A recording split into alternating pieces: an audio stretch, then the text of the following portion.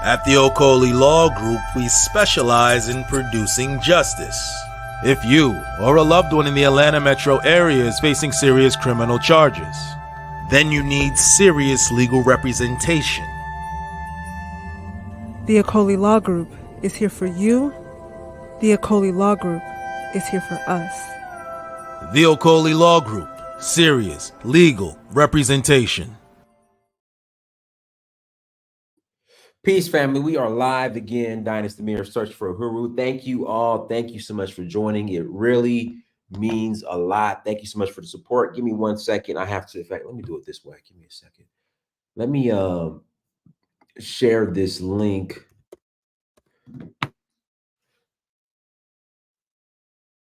To some of Brother Obafemi's people. Let me pull it up real quick, you guys. Give me 1 second. Hit the like button as you come to the chat room. Also, make sure you share and make sure you subscribe. I would greatly appreciate it. It really means a lot, guys. Again, it really means a lot. You guys' support over the years. Let me get this link to him real quick, guys. Sorry about that. Okay, put it in his Instagram. Okay, this is the link you share. That's the link you share. Okay, there we go. Share this link. Bam. Okay. That's the link you share. Okay, cool. All right. Now, a couple of announcements before we get started. Brother Obafemi should be on with us shortly. Let's see here. Tours. All right. We are rolling to Nigeria for the Oshun Festival. Again, we are rolling to Nigeria for the Oshun Festival. We would love to have you guys come and enjoy the Oshun Festival, you guys. We're going to have an awesome time, you guys. We will love to have you in Nigeria, the beautiful country. Look at Pearly. Hold on, let's go back. Look at Pearly. Look at Pearly. There goes Pearly right there again. But there was Pearly, another Pearly is a guest of mine. She came to Nigeria with me last year for this Oshun Festival. Let's try to find her again. Where Pearly? Where you at? There she go. There goes Pearly right there. There she goes with her camera. All right, guys. So Oshun Festival, August 4th to the 13th. August 4th to the 13th. Please visit donfo.africa. Please visit donfo.africa to learn more. Also, we are rolling. We have 4 spots left. We have 4 spots left for the Oshun Festival. We are also rolling to Zanzibar, September 22nd through October 1st. September 22nd through October 1st. We are rolling to Zanzibar. Would love to have you. Please visit donfo.africa to learn more. We will love to have you guys in Zanzibar, in Nigeria.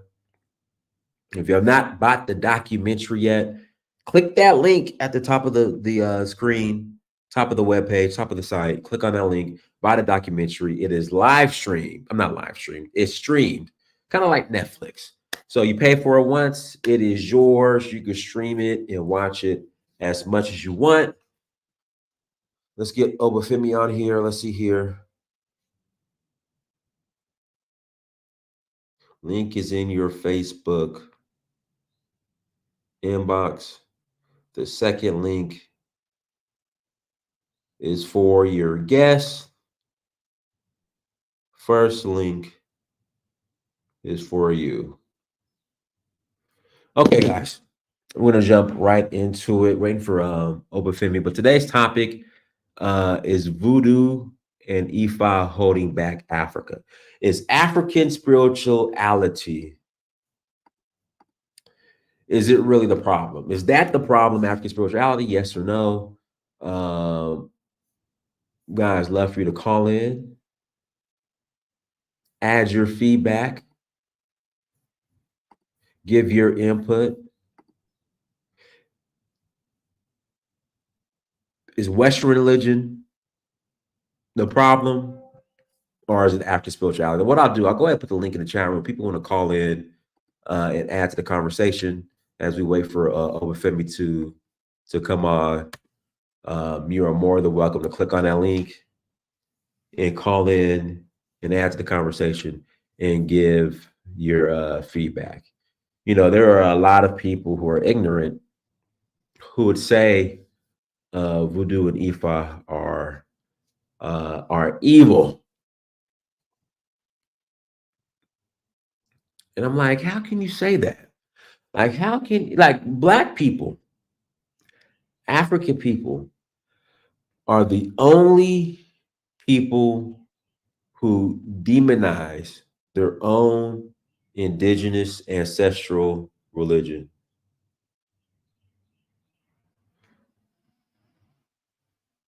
Let me repeat that.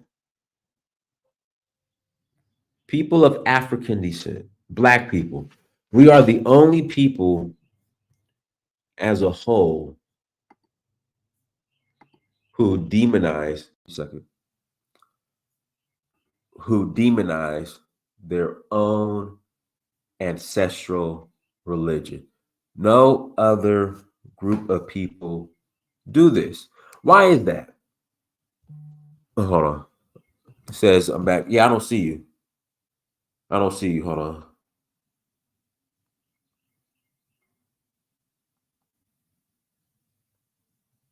Hold on, guys. Give me a second. Let me get this link to Obafemi. Get another one. Invite guest.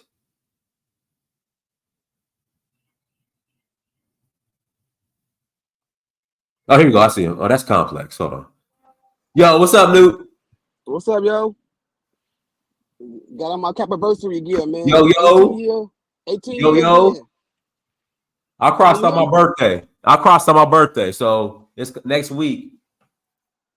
Next week will be my 22nd year in the bond. Oh man, I'm 18 in, man. But happy capability if I do miss you on that. Appreciate it. Doing my celebration now, man. Whole weekend. And then we got Province. So Where's Province at this year for you for guys? Chicago, it would be in Rosemont, Illinois. Okay. That's right. So That's right. nice. That's right outside of Chicago, though, right? Rosemont. Yep, right outside. Got a real big convention center, so it's gonna be big. Okay.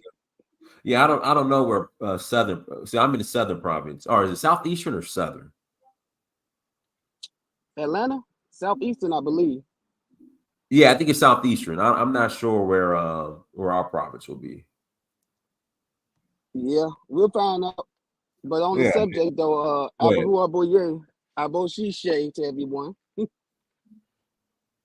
So yeah, African spirituality is not a problem to anyone in the world. Not to America, not to Africa, not to anyone. African spirituality does not choose to fight with other well, not other. I'm not gonna say it. African spirituality does not choose to fight with religious foundations. African spirituality is within each and every foundational religious value, and it can be found within it.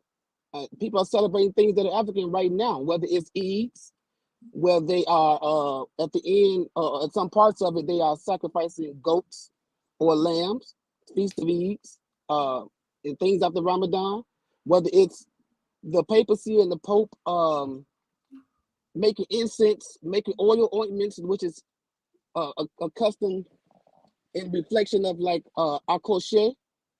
People practice African spirituality regularly and don't even know they're doing it. And that's the larger issue, that they don't know the commonality of what they're doing in reflection of African spirituality on a regular basis. So it can't be a problem when African spirituality kind of commands one to own property. And people don't know that. You can't complete a lot of things in spirituality without owning property. It is very suggestive of you to own property for birthing rights, funerary rights, called eto isinko, where when you bury it on your family property. You don't have to worry about a cemetery. You don't have to worry about visiting your loved one. They are part of the nature around you. They are part of the soil around you when you practice in the African spiritual sciences. So how can it be a problem? It does not suggest political parties or separation. It suggests alignment. It suggests you keep your mindset right and then you grow in your mindset. So Hey, Noob, I'm with you. I'm just trying to get Obafemi on. We're having some technical difficulties. Go ahead. I'm with you. So that's my question for anyone would be, where would it be a problem? Where would it stop Africa's growth when the planet was run by our people? We were under African spiritual sciences. We were not under any religion. We were here before religions, and it's not us versus them. I'm just going to try to speak on African spirituality because there's not really us and them. There's a understanding that you are one of us.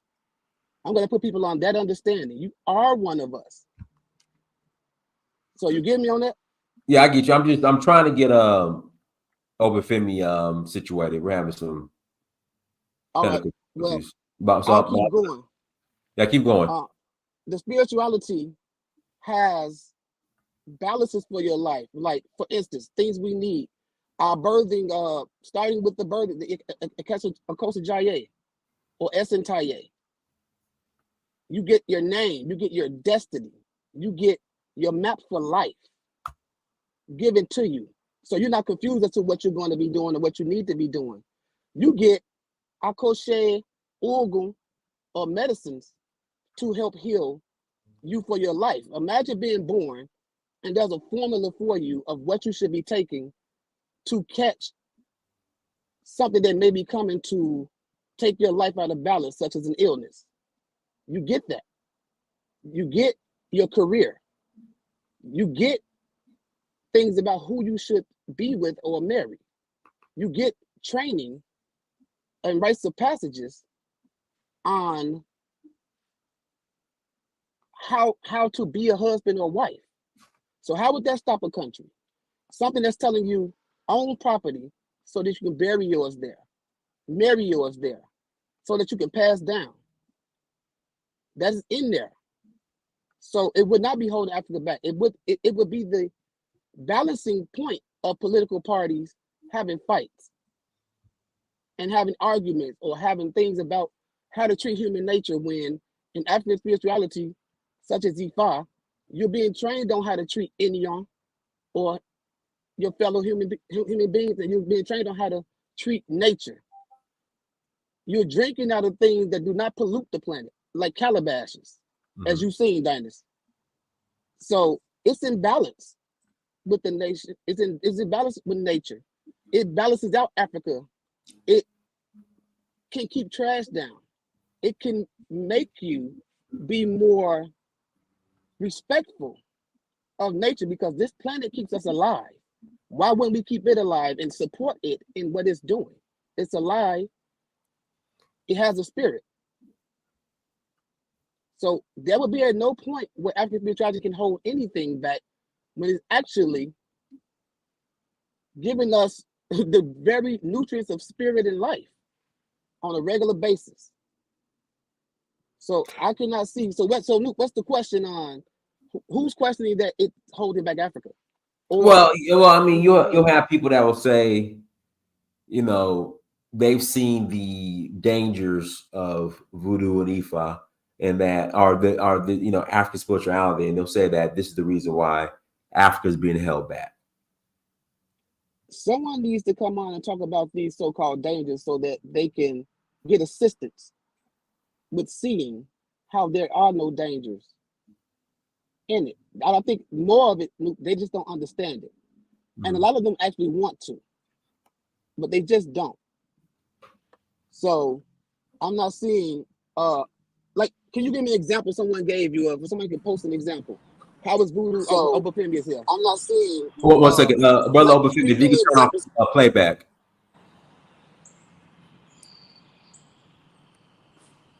Okay. All right, we got you. We finally got you. All right, Aburo boy. Boy, yeah, boy, Shishel. Thank you so much. I appreciate it. Brother Complex was dropping science there, and I was like raising my hand over here, and I was like, oh, I want to be in the conversation. I want to be in the conversation. The brother's killing it. Yes, sir. Yeah, good talk. Good talk. So we'll turn it over to you now. Topic is African spirituality is in ancestral indigenous religion is the issue, or is it Western religion, or is it a combination of both? Well, there's a book that I would recommend everybody read. Not that books is not the reality, but books give you a point of reference where people take a snapshot of the pivotal moments. But there's one book written by a European guy. It's called Muntu, Muntu, and Muntu is all about the clash of civilizations. And there's one point where he talks about where the idea is that the African has to give up all of his tradition, cooking with a wood stove, wearing traditional clothes, speaking his traditional language in order to participate in the modern world. And that's a fallacy. That's not what it really is. But we have accepted that as the reality. And it's just a foregone conclusion that everything that's indigenous, everything that's traditional, everything that comes from antiquity is obsolete, it's outdated, it's irrelevant. And if you do it, you're backwards. So African religion is the epitome of that. And people just operate from that. They don't think about it. They just say it. So I think that it's not a question of does African spirituality hold us back, or does it hold Africa back? It's a question of how do we use African spirituality? What's our mindset when we approach African spirituality? Okay. And what should our mindset be? Our mindset should be, I think, a combination of what we learn from the West and what we know as Africans. What we learn from the West is Black. You're African. I don't care what you say. I don't care how you feel about it. You could call yourself Igbo. You could call yourself Hausa. You could call yourself Zulu. You could call yourself Bamileke. You could say whatever you want to say. But as soon as you interface with the world, you Black. Period. End of story. So your agenda is Black. Whether you like it or not, your agenda is Black. We need a common agenda. There need to be some points. This is where we learn from people like the Black Panther Party, where we learn from people like the Nation of Islam.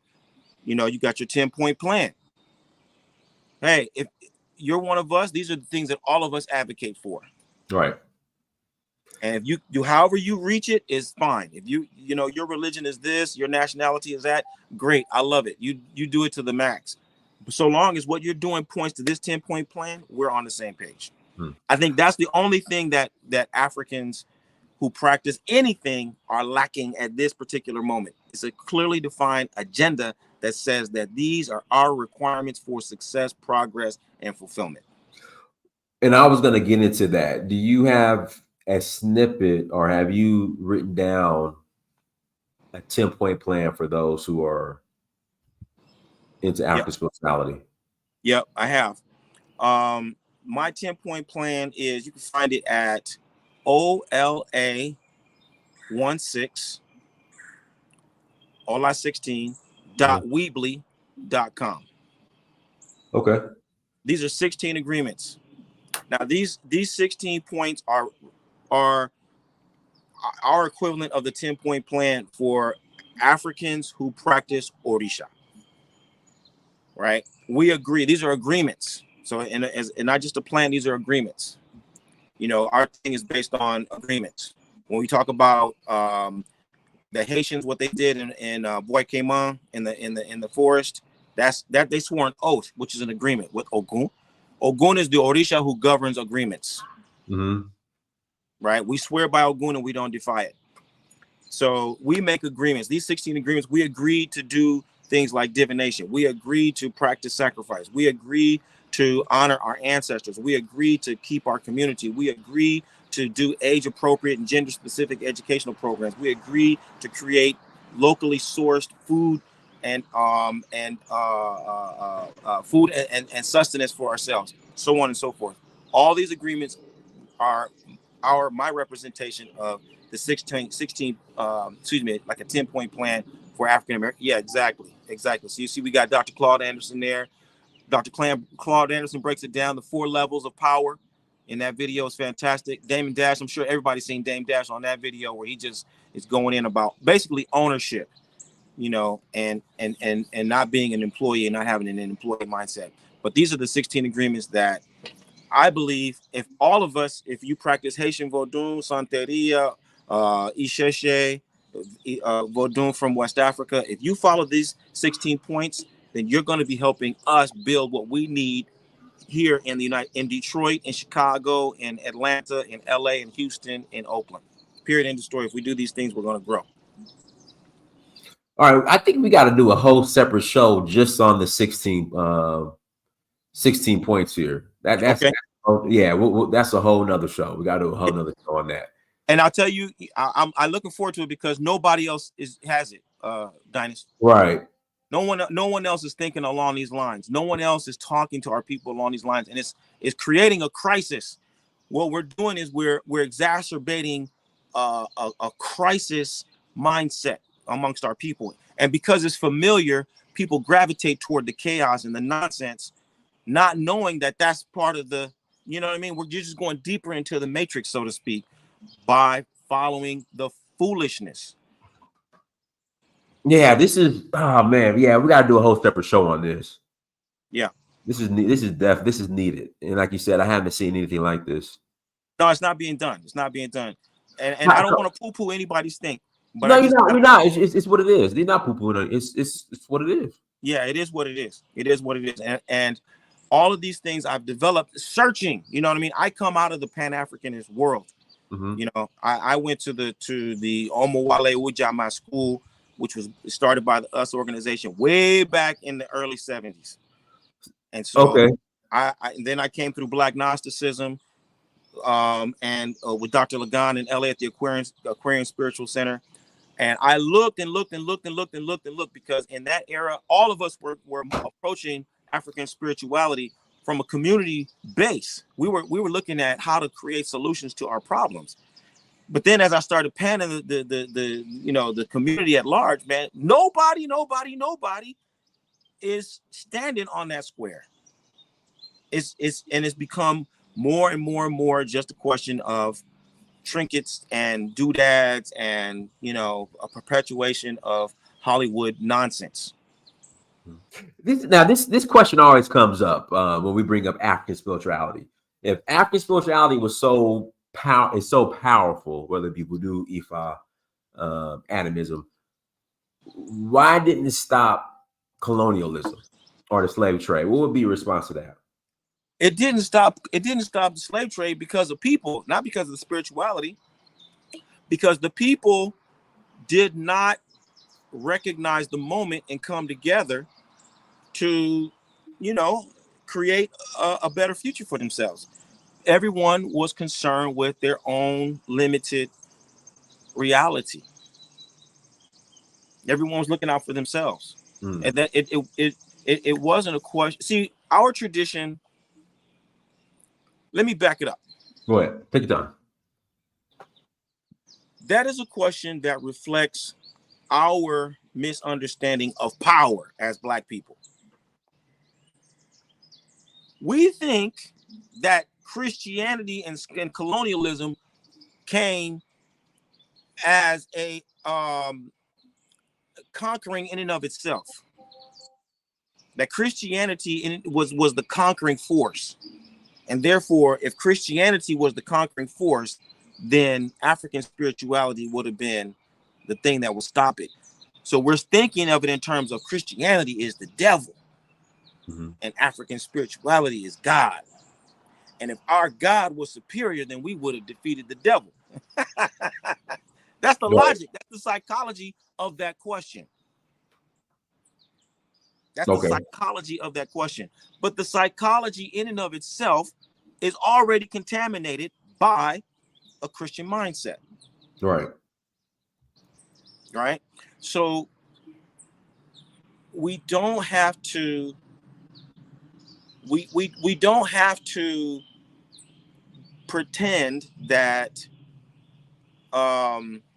if our gods were capable, that we would have somehow been exempt from the realities of what it means to be a person.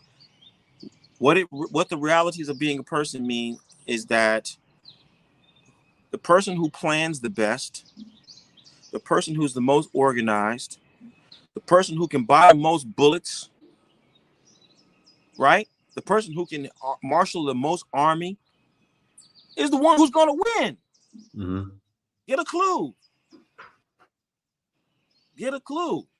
So the white man is kicking your behind all day, every day, not because of his God, but it's because he has an agenda and he follows his agenda, and he incentivizes other white men to follow his agenda. And then he incentivizes white women to follow his agenda. Then he incentivizes black men and black women to also follow his agenda.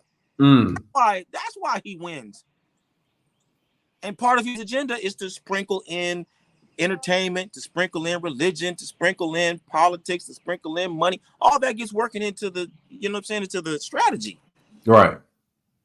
But it's not just about religion. It's not just about, oh, is the voodoo real?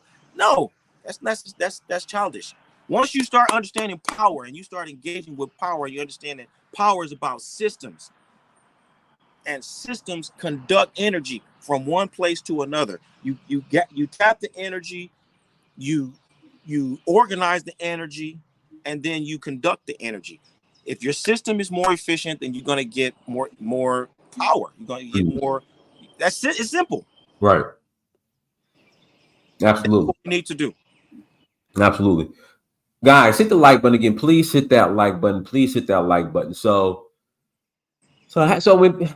when our people, they refer to African spirituality as evil. Yeah. How would you respond to that? Like, outside of just the, your brainwashed colonial mentality, like what's the proper way to really respond to that? The statements like that. Well, I'll tell you a story that that happened with me like a year or two ago. Okay. I was on my way back to Nigeria, and I met a couple of young ladies at the I was in New York at the time, and we started talking about going to Africa and me going to Africa, etc. And when I told them that I was going to Benin in particular, they said, "Oh, it's great. Benin is beautiful, but be careful of the voodoo." Let me stop you right there. I have a friend. Uh-huh. The only time when I would tell her I would go to Africa, oh, have fun, have fun, have fun. Only time she would pray for me, or she would say, "I'm going to pray for you," is when I told her I was going to Benin for the Voodoo Festival. Oh yeah. She's like, "Be careful. It's dangerous." No, not just be careful. I'm going to pray for you that the spirits don't get you. That the spirits don't get you. Yes. I promise you. The only time she would pray, like say I'm praying for you when I would travel, is when I would tell her I'm going to Benin for the Voodoo Festival. Yeah, our people got it bad. Our people got it bad, man. They really, really and truly believe, the brainwashing, but that lets you know the brainwashing works. When these ladies went, were telling me about, be careful about going to the voodoo, I said, all right, well, tell me about what's so wicked about the voodoo. Tell me about the voodoo wars. Right. Tell me about the times where all the voodoo priests got together and they used the voodoo to capture one village after another village, and they enslaved this one and that one. Tell me about how they tortured other people who were not voodoo practitioners. Tell me the stories about what happened that makes you so scared of voodoo. This is a real conversation. Right. She stopped, face blank. I don't know about that. I don't know about that. I just know that I said, okay, so you don't have a single story. Let's talk about the Elmina Castle. Let's talk about this place. Let's talk about this. Let's talk about all of the black people in Brazil, in Venezuela, in Ecuador, in Cuba, in Belize, in Jamaica, in Trinidad, in Puerto Rico, in the United States. Let's talk about the millions, all of them captured by Christians. All of them enslaved by Christians. All of them tortured and mutilated by Christians. I'm not making this up. This is truth. But this is the response they'll say. Well, it wasn't Christianity wasn't the problem. It was the person. Or what will they say? You know, they don't blame Christianity. They blame the individual. But for some reason, when it comes to voodoo's the problem, not the individual. Correct. And there you go. That's the basic logic. Once you point out that logic to them, it's up to them to accept it or not. But I want to educate those people and introduce them to the thought process. Right. But more importantly, I want to tap into the people who have already done the math and the people who are already, prepared to do the work. Those are the ones who I think that we have to address most urgently, most directly. We have to engage one another. We got to build coalitions and collaborate with one another, because some people aren't going to get it and some people are going to get it. Some people won't get it until they see it. And it's up to us who already know to build it and demonstrate it so that they know very clearly what they're choosing. Guys, I'm going to put the link in the chat room. If you want to ask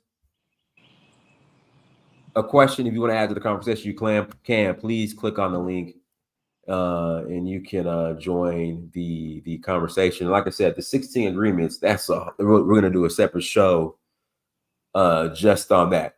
While we have you here, can you tell us more about your academy?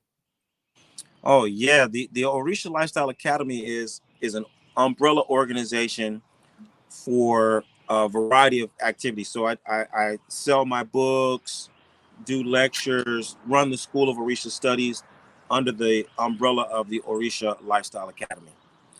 And so I have some electronic courses, or I guess we say digital courses, that on Vodun, on Orisha, Yoruba spirituality, Yoruba medicine. All of those things fall under the category of the Orisha Lifestyle Academy. Then our flagship program is the School of Orisha Studies.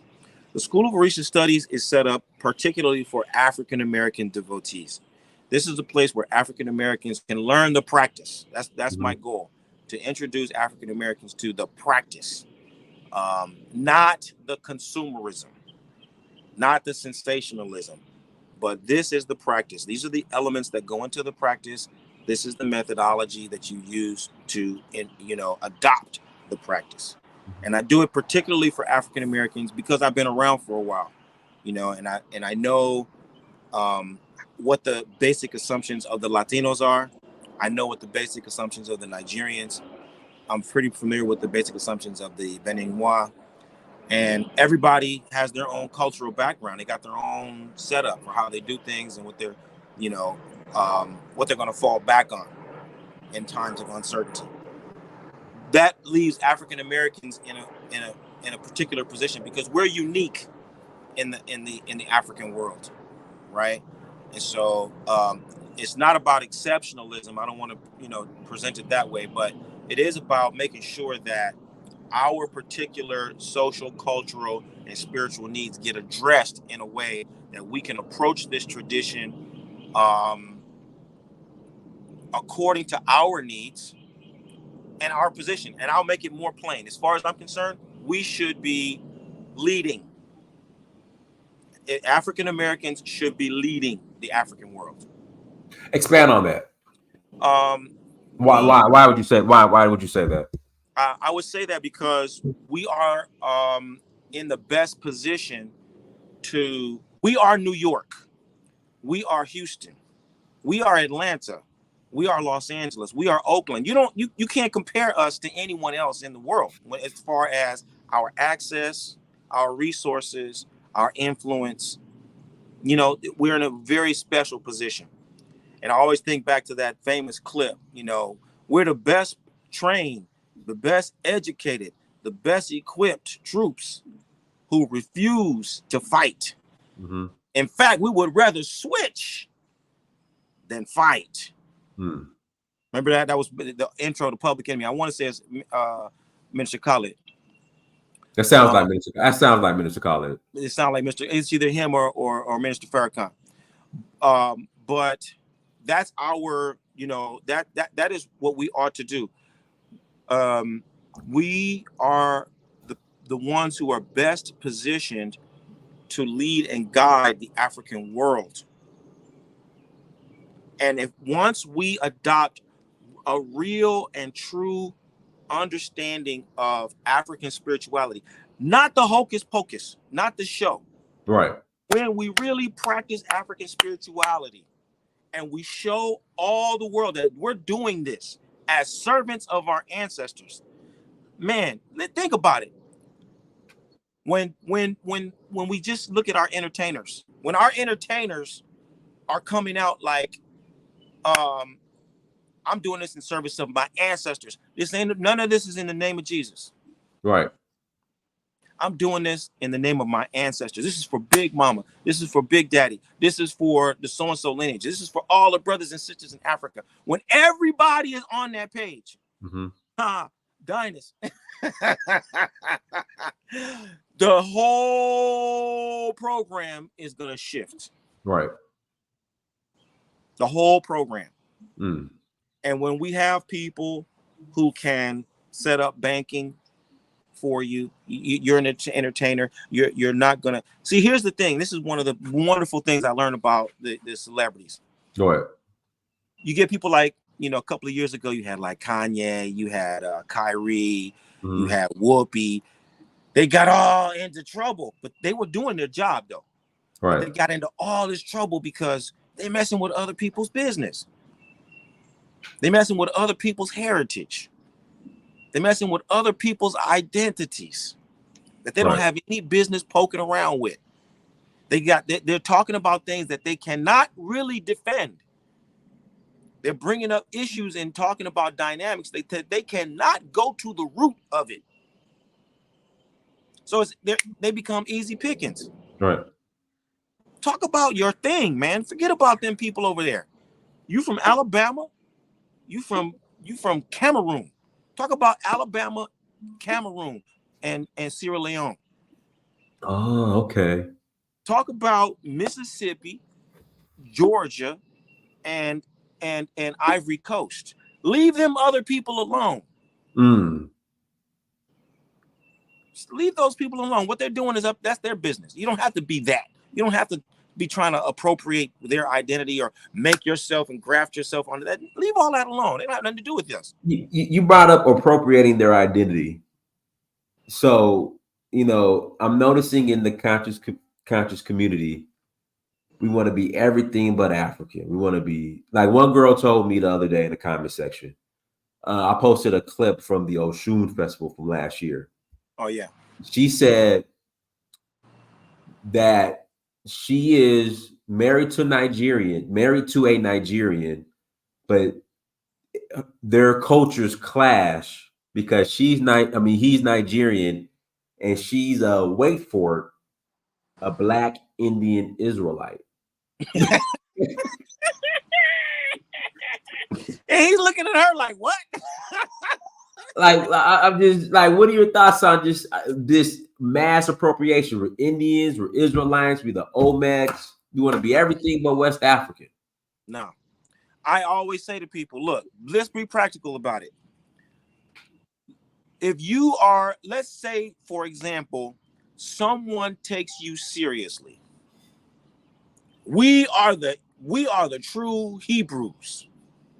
Right. And all of y'all there who are occupying that land right now are thieves and criminals and occupiers. Okay, so they say, bet. If this is yours, come take it. Right. What are you going to do? Could you get 20 guys to go to Israel and take Tel Aviv? Well, no, they can't because they're waiting on the prophecy. Right? It's ridiculous. The wedding out of prophecy. And in fact, they're actually serving for in the military of the the fake. Yeah. So kill that noise, as we would say. You ain't talking about nothing. That's all fluff. You ain't ready to take that land. So stop calling those people whatever you calling them. You're not going to get that when you start talking about Nigeria. The Yorubas who are there are not the fake Yorubas. And I don't have a fake Yoruba DNA. I don't have a fake Yoruba identity. That's my whole life. Right. And no one's going to contest it. I go and I say I want to be here. Fine. How much space you want? I take up my space. I do what I need to do. No problem. But this is what brings me back to one of my early mentors, Baba Imodoye, would always tell me. He said, Obafemi, our people want to do all of the things that we can't do, and none of the things that we are supposed to do. Right. Because it makes for interesting talk. And I know that when I talk, I don't mean it to be this way. I just know that it is that way. So I want to talk directly to my people. I know when I talk the way that I talk, it isolates, it puts a lot of people like, they can't touch it. Fine. I'm not talking to you. I'm talking to those 2 out of 10 who hear what I'm saying and got the hands to build upon what I'm proposing. Let's go. Let's do this. The rest of y'all can watch, because you're going to watch anyway. You're going to talk anyway. You're never going to actually do the work, because you're not doing the work right now. If you was going to do the work, you would be doing the work already. You would have been doing the work last year. You'd have been doing the work the year before. 5, 10, 15 years ago, we would be able to see a trail of you doing the work. Right. Since we don't see that, we know you just a yakety yak. Sit over there and keep talking. And you'll be able to talk from the parking lot. We want the folks who wanted to suit up, get on the field, and bang today. Right. That's who we're talking to. Delaware, go ahead. Hey, Dennis. How everybody doing on the panel? Dennis, you see what I've been saying all this time. We have discussion in the panel, and I talk about that African Americans and Nigerians second are the people that's going to lead us out of the mess that we're in. Everybody jump on me.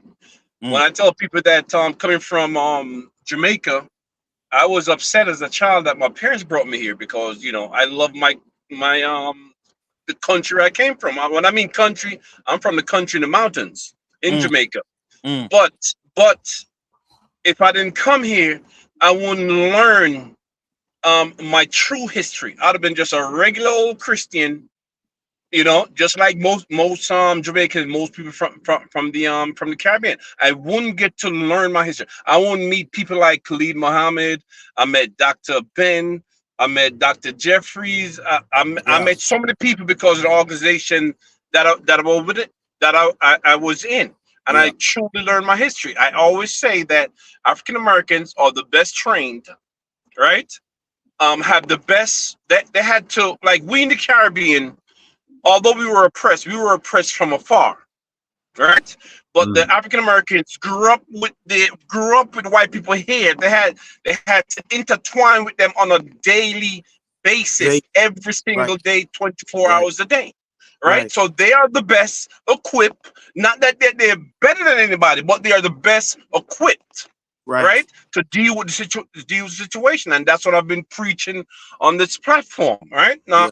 That's one thing I'm going to say. I'm going to say another thing about the religion. 100%. I said it for over 20 years.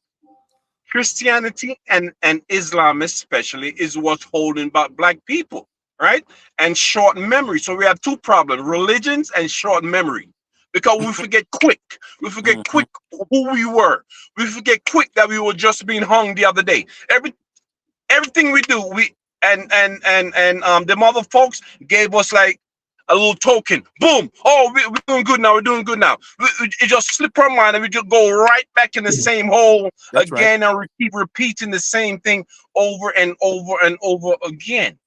And also, some of the They call it religion, but it's spirituality, a way of life in Africa. A lot of the people in there that practice it are faking it, but they just come out when they have celebration time, right? But they're really Catholic. They're really Muslims, you know, and they put that over it. It's just in the time of the year, like when you go Dynasty to Benin on the Voodoo festival and so forth, IFA and all that. You know, it's just a tradition to a lot of them. They go right back to church, they go right back to the mosque and so forth and so on. So some of them is to be blamed also. You know, that's all I have to say on that. Yeah. Yeah. Deep insight. Go ahead, Complex. Unmute yourself. Oh man, I like what he was saying, what Delroy was saying. I've seen a lot of it, but I would say on the other side though, like Ifa and other African spiritualities, because you can see Fa a lot of places. You can see Fa amongst the Dogon. You can see Fa in Burkina Faso. You can see Afa, Ifa, Falun Fa away in China, Chi Neke, Od Nala for the Igbo. You see it everywhere. There are points of unity. I'll call it pound, Pound. Points of unity, not dissension. There are points of unity in everything that's done that we can look at. So one of the biggest thing is we need to detox ourselves from all the poison and programming we've had. Baba Obafemi, when people ask me, I want to learn about African spirituality, where do you suggest I go first?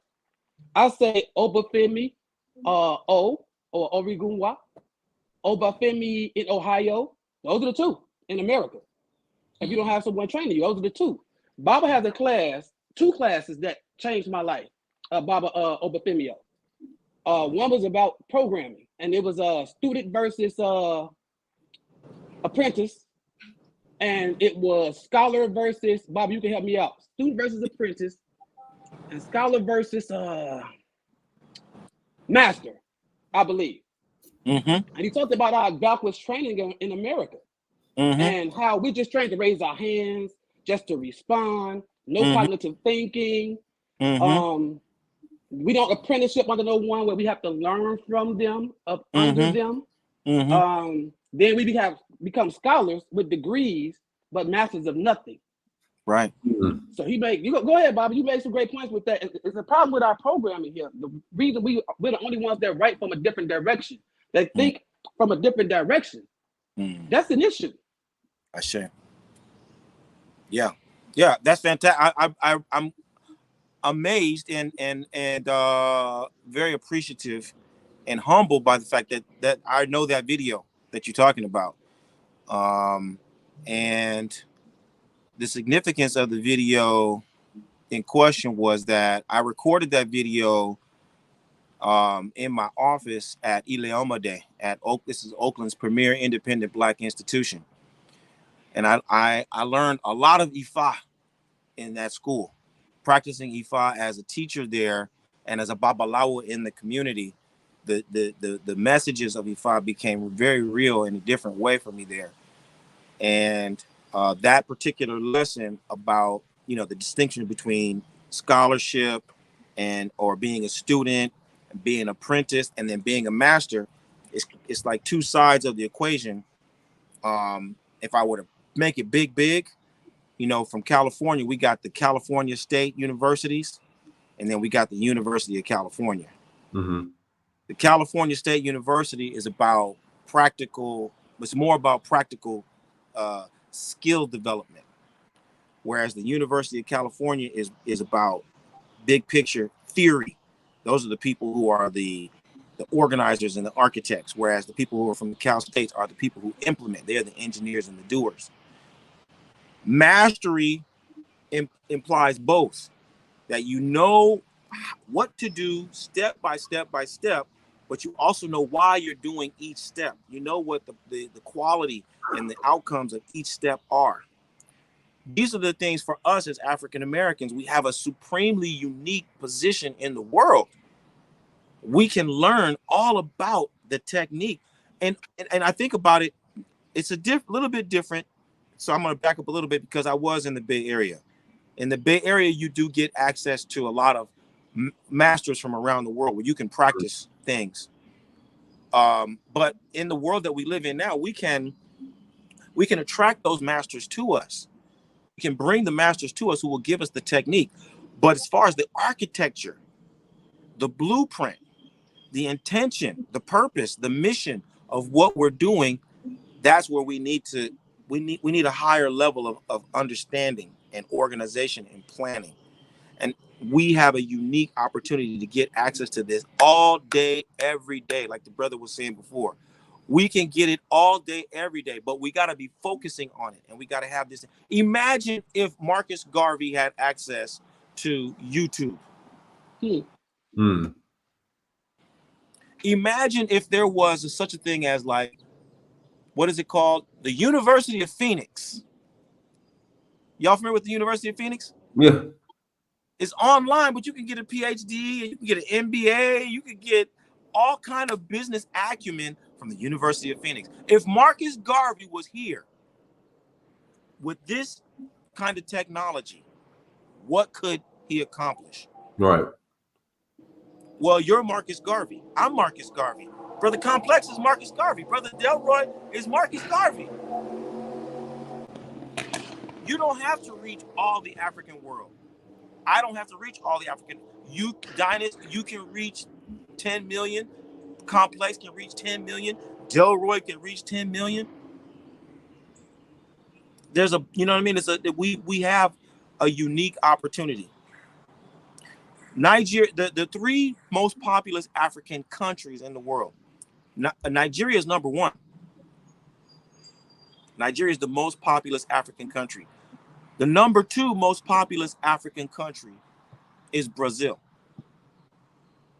Brazil has more Africans than Ghana, more Africans than the Congo, more Africans than South Africa. The number three most populous African country in the world, guess what it is? The United States of America. Did you, I might have mentioned, did you mention Brazil? Brazil's number two. Okay. Yeah, Nigeria's number one, Brazil's number two, USA is number three most populous African country. But we stand in a totally different category from the Brazilians and the Nigerians. Our access, the brothers in Brazil is living a totally different life from what we live in here. Their access, when you look at the Brazilians who's going to Nigeria right now, if you can find out of 100 Brazilians going to Nigeria right now, if you can find 10 blacks, I'll give you $100. They're all the, yeah, because they're all the they're all the non-black Brazilians who they'll claim to Nigeria. What the heck are you seeing? And the same thing with the Cubans too, and the Puerto Rican. They're claimed to be black though, but yeah, but they'll claim to be black. You know what you're mad about that? They are leapfrogging over the blacks who've been the custodians of the tradition in their countries for 500 years. Dynast, you just hit a point too, Baba, if I may. Dynast, you brought up, remember the January 6th insurrection they talked about? Uh-huh. And remember the leader of the guy they said was the leader? The so-called Tario. Yeah, right. The man had on the like Cuban guy. he had on 9 elecades. Yeah, he did. During that whole time. Yeah, he did. Whole time. Nobody peeped it. It's on. If you look at the pictures of him, blow it up by his neck, he has on about 9 elecades. Mm-hmm. Yeah, the Proud Boys, the Proud Boys head. Yeah, so you are talking against traditional values, and you are that guy is leading a group of people who may or may not speak about black faces, black people, but that man, everybody he calls a deity. I don't like to use the word God because it's a deity within itself, but that man is worshiping black faces or propitiating black faces, yet not striving for African-centered tradition. Right. So I just want to say that part. Right. Let me read this super chat real quick. Marie Shine, could we please have a show about the different African diaspora spiritual systems? Thanks. We can do that. Just remind me. Send me an email, Marie. Remind me. And also too, at what's your site, obafemio.com. I'll put the link in the chat room so everybody can view and buy your publications as well. Awesome. Let me put that in the chat room because somebody was asking about some literature. So I'll put that right there. So you can also go and purchase some literature. Mabai, go ahead and unmute yourself. Mabai, go ahead. Hey, Diners, I have a question. Go ahead. I know you into, from what I see, the voodooism because you always display that on your channel. But you are also a Black American, and you also have and known of traditions of Black American spirituality, whether it's the church or what have you. So I want to know, Mr. D, who has this academy, how is this school or academy supposed to help? Or who is it supposed to help? Put it that way. Who is it supposed to help?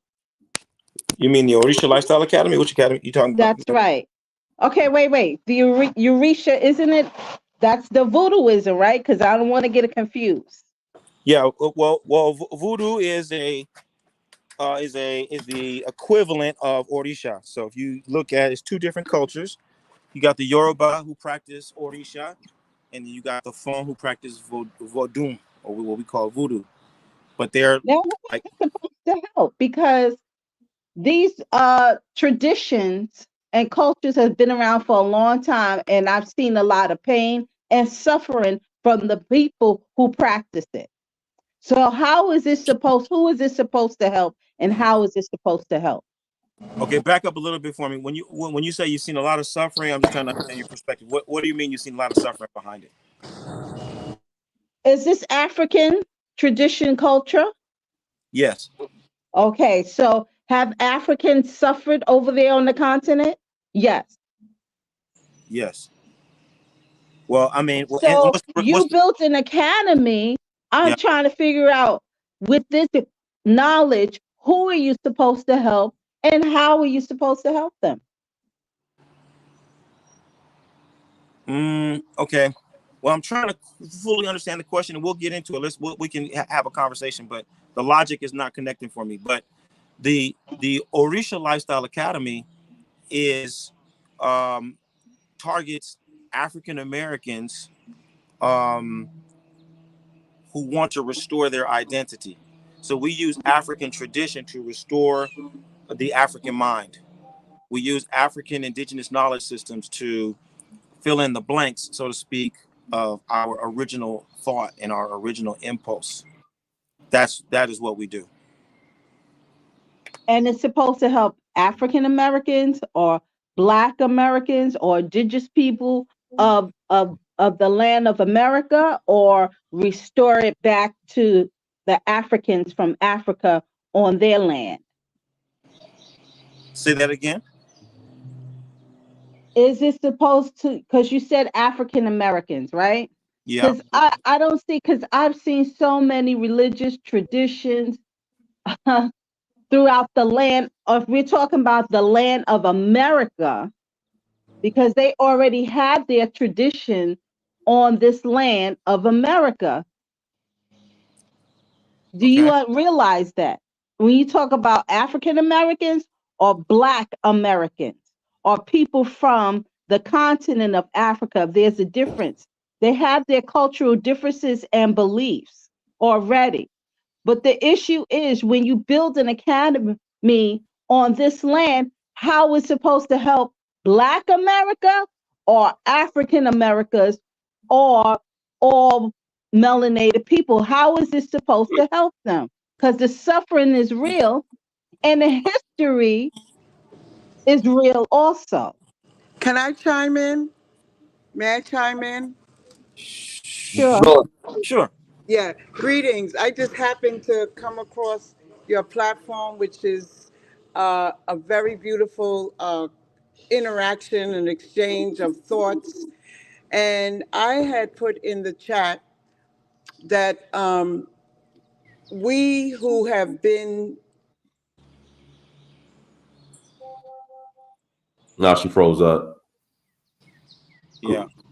Kafunya, as slaves, right, to the Americas. Kafunya, you have to start over. You have froze up. Oh, I'm sorry. I love what's going on. I love the conversation, but in my mind, the Western style of living has not been uh, conducive to melanated, black, brown, and copper tone people. And I only use the term black, which denotes no land base at all, as a point of reference so we know what people we are talking about. I Mm-hmm. feel that we as melanated people on this land could definitely teach the African leaders how the colonizer works because we've been under it for over 500 years. I think we should go back to our own systems, right? Our own spiritual systems, because for me, Christianity has been the biggest spell put on our people. Renovating somebody that doesn't even look like me or you, and maybe did not even exist, because in that time, uh, the letter J was not even in existence at all. So who are we really talking about? And I like what you're doing because we need to know who we are. We need to know our roots, and some of our roots began here, because some of us were here already in America and some have been captured. I mean, I just came from the Gambia. I just came from the Gambia and Senegal, and it was my first time going to the continent. And let me tell you, I can't wait to get back there. Mm-hmm. I tell people when I was on the land of Gambia, I was there for 16 nights and 17 days. And the myth that people are saying, oh, Africans on the continent don't like their brothers and sisters over here is a complete lie. The total lie. Okay? It's a Total lie. big, fat lie. And I don't know who is caused. Well, I know who's talking about the propaganda here by saying that, because, I mean, when we went, it was a group of 10 of us. We went. We got a chance to see the land. They welcomed us. They gave us a 5-year visa. We went Mm-hmm. to Senegal. We went to the slave castle to see how those colonizers treated our people. Mm-hmm. And we have to stop this foundation, Black America. What is that? I don't understand that at all. And I am an Ethiopian born in America, or Nubian, or whatever you want to call me. I don't even want to talk about titles, because when the Babylon look at you, they ain't asking you if you're Trinidadian, Nope. Barbadian, or Nope. what. They're not Nope. asking you that. Nope. And the other thing I wanted to point out, and I just lost my train of thought. Somebody mentioned about Rastas worshiping Jesus. Rastafari was a liberation of self-love and love of your African self. It is not a religion. Some people try to come in and hijack it, but it's not, because I'm a Rastafari and I'm about self-love. I'm about Marcus Garvey. I'm about nation building. Right. And you don't necessarily have to live in Africa, but you certainly should invest there because the colonizers are over there as well. Yep. So we really need to be there, especially in the Gambia, because the Gambia is still developing. So you can get land there. It's not a lease or anything. It's land that you own. And you can open up a bank account there and everything. So I'm planning to go back. I think that everyone should at least visit Africa once. I didn't know how I was gonna go. I know I wanted to go, and the money, as a man thinketh, so shall it be. And Asha. we have to stop with the division, because again, the colonizer doesn't care. I mean, they'll use it to cause division, of course, because they don't want to see the unity of our people. We might not agree with each other, but we must agree that the resources that is on the land of Africa belongs to the African people. And I like what they're doing in Niger and other countries who are supporting that president. And by the way, Senegal has a new president that happens to be anti-establishment. So let's see where that's going to go. And thank you for allowing me to be on. And I wanted to say one more thing. It's a selfless plug, but we talk about honoring our ancestors while they're here right now. So we have had Professor James Small, Dr. Wesley Muhammad, Brother Kaba, and we do spiritual legacies to give those beautiful people who have walked the talk or talked the walk to continue to lay a path for greatness for us to follow. And religion, especially Christianity, is the biggest spell. And I'm not going to venerate nobody that doesn't look like me. And I will give you ashe and give thanks and praise and continue with the works. Thank you so much. I say. Yeah, can I address something, Dennis? Go ahead, don't worry. I'm gonna pass with the premium black. I think I know who it is. Go ahead. Okay. I want to address that sister that was saying that how does it help us? How does IFA and so forth and so on help us? And I kind of agree with her to a point. I see what she's saying and what she's coming at. Because we've been indoctrinated for more than 500 years. It's probably 1,000 years, right? Right. With Islam in the 13th century and the whole nine. Everybody know already. Right.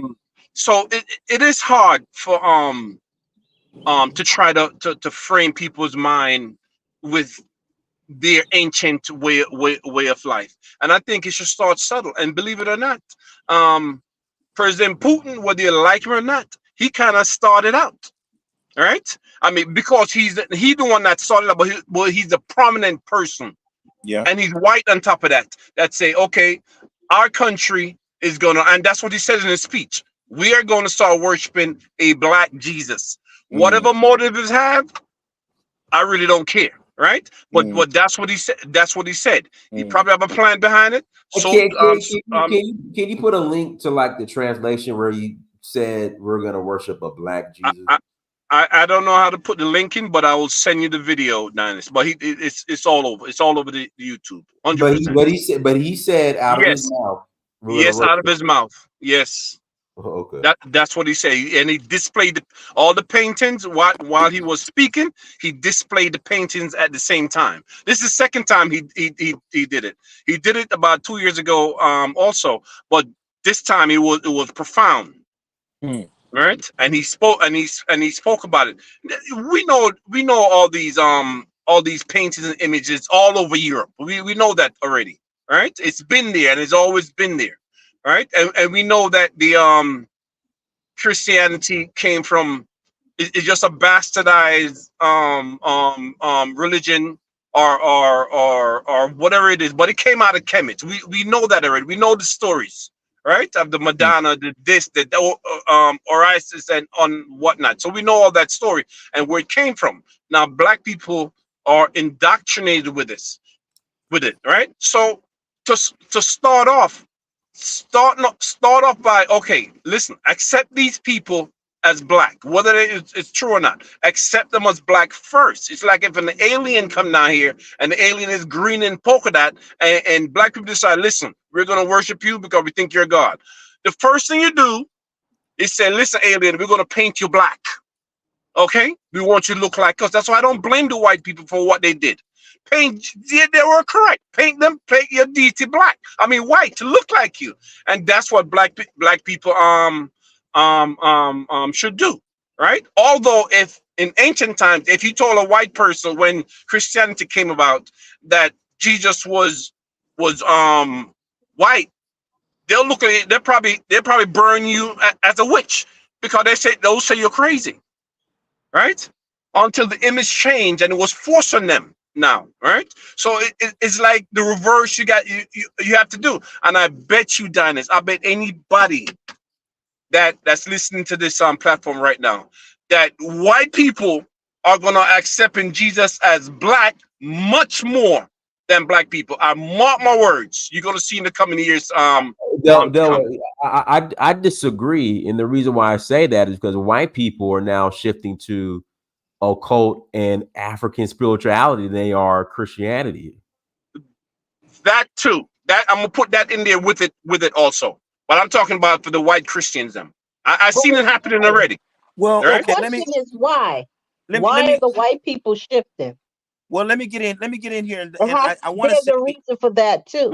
Well, let them speak. Of course, there's always a reason for things that they do. Always. But the real reason of it though is that the church, again, we got to come back to power. The church is connected to the court, is connected to the bank, is connected to the military barracks. Yes. They're not just doing these things as religious expressions. These are things that all are practiced in conjunction with the other engines of this power system. Agreed. So if they make this one white or this one black or this one this or this, it doesn't matter. It's the system that's going to perpetuate the power dynamics that matters. The whole thing is irrelevant.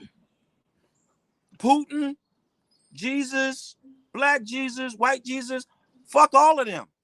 None of that matters to us. We don't have nothing to do with none of that. That's a whole fake out. All of it from beginning to end. Ignore them. Agree with you 100%. 100%. But the problem is it's indoctrinated already. White, black, Jesus, whatever. It's already indoctrinated. That's what I'm saying. So you have to ease out of it, right? You have to ease that. I'm saying you have to ease out of it and back away from it. But you can't do that. It's like drugs. You got to keep, when you're trying to get somebody off drugs, you still got to give them some until you wean them off it. That's what I'm saying. Yeah. We definitely have to be strategic and methodical about deprogramming our people. Right, exactly. And recognizing that it has to happen in steps. We don't want people to go into shock. Right. You know what I mean? Exactly. But in our minds here, where we're having this conversation, we are amongst those who can say, we can fast forward some of the conversation to say that everything that they're talking about is 100% irrelevant. Do African spiritual systems do what we need them to do? For the people who are skeptics, I applaud you. And I say, yes, you should be a skeptic and you should ask yourself, why hasn't it functioned? But it hasn't functioned because we're not practicing Orisha or any African spiritual system in conjunction with the bank, in conjunction with the court, in conjunction with the defense system. When we start to be systems thinkers and we start to integrate all of these beliefs into actual practices, then we're going to see it differently. We're going to practice it differently. We're going to approach it differently, and we're going to get different results. This is the thing that I want to drive home to my people. If you're approaching Orisha and you're not approaching it from a systems perspective, you're wasting your time. You're not going to get anything but people selling you stuff. You're not going to get anything but you buying stuff. That's as good as it's going to get. You're not putting this into a system. You're not going to create real results. But you know what happened at my mom's church last week? Let me just tell you why I just said what I just said. My mom is a minister also, but someone else was preaching at her church, and she told me that the minister said, and she's a female also. The minister said that there's a lot of talk about this black or white Jesus and so forth and so on, and it shouldn't matter. It shouldn't matter. So after the service, my mom went to her and said, "What do you mean it shouldn't matter? So if it shouldn't matter, why do they have white then? It does matter." That's what she tell her. But you see, now you're not going to take my mom away from believing in Jesus and so forth and so on. But at least she said, "Listen," and she always told me that also, Jesus is black and everybody in the Bible is black. right? So that's what I mean by kind of deprogramming. Like, accept that first, and then let's walk it back, and so forth and so on. So you see, it's gonna be hard because it's hard. That's what I'm saying. I'm sorry, but Western religion is anti-African.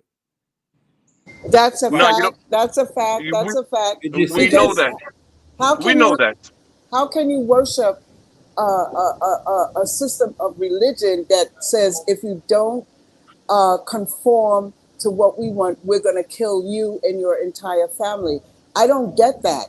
And Yep. what I'm not getting, well, what I'm getting right now is like, number one, I think the Yoruba has a systematic system, the Yorubas, because I think they tie into the banks and other things. But they're I could be Christians. wrong. They're Christians. They're No, They're Christian and they're not. you got to Muslim. make the No, distinction. they're not. They're not. You got Yoruba You is a don't. civilization, and this is the point that I want to drive home.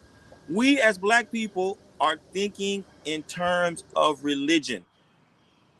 Religion is only a part of any civilization. You will never find a religious civilization because you got to have a farm, you got to have a military, you got to have a market, you got to have a. Religion is no. I think you guys are missing. I think you guys are missing my point. Religion is a fact You of got. control. It's You about guys. controlling. I think you. Spirituality is different because I can go into any church, any mosque, any temple because I deal with spirituality rather than religion, because religion says my God is better than your God and this and that and the other thing. So for me, spirituality is a key thing for me. That is Can I say for the me. point. After Obafemi, can I say something?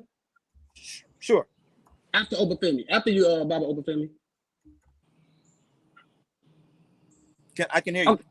Okay. No, I was saying, do you have something to say real quick? I had a question for those the other three.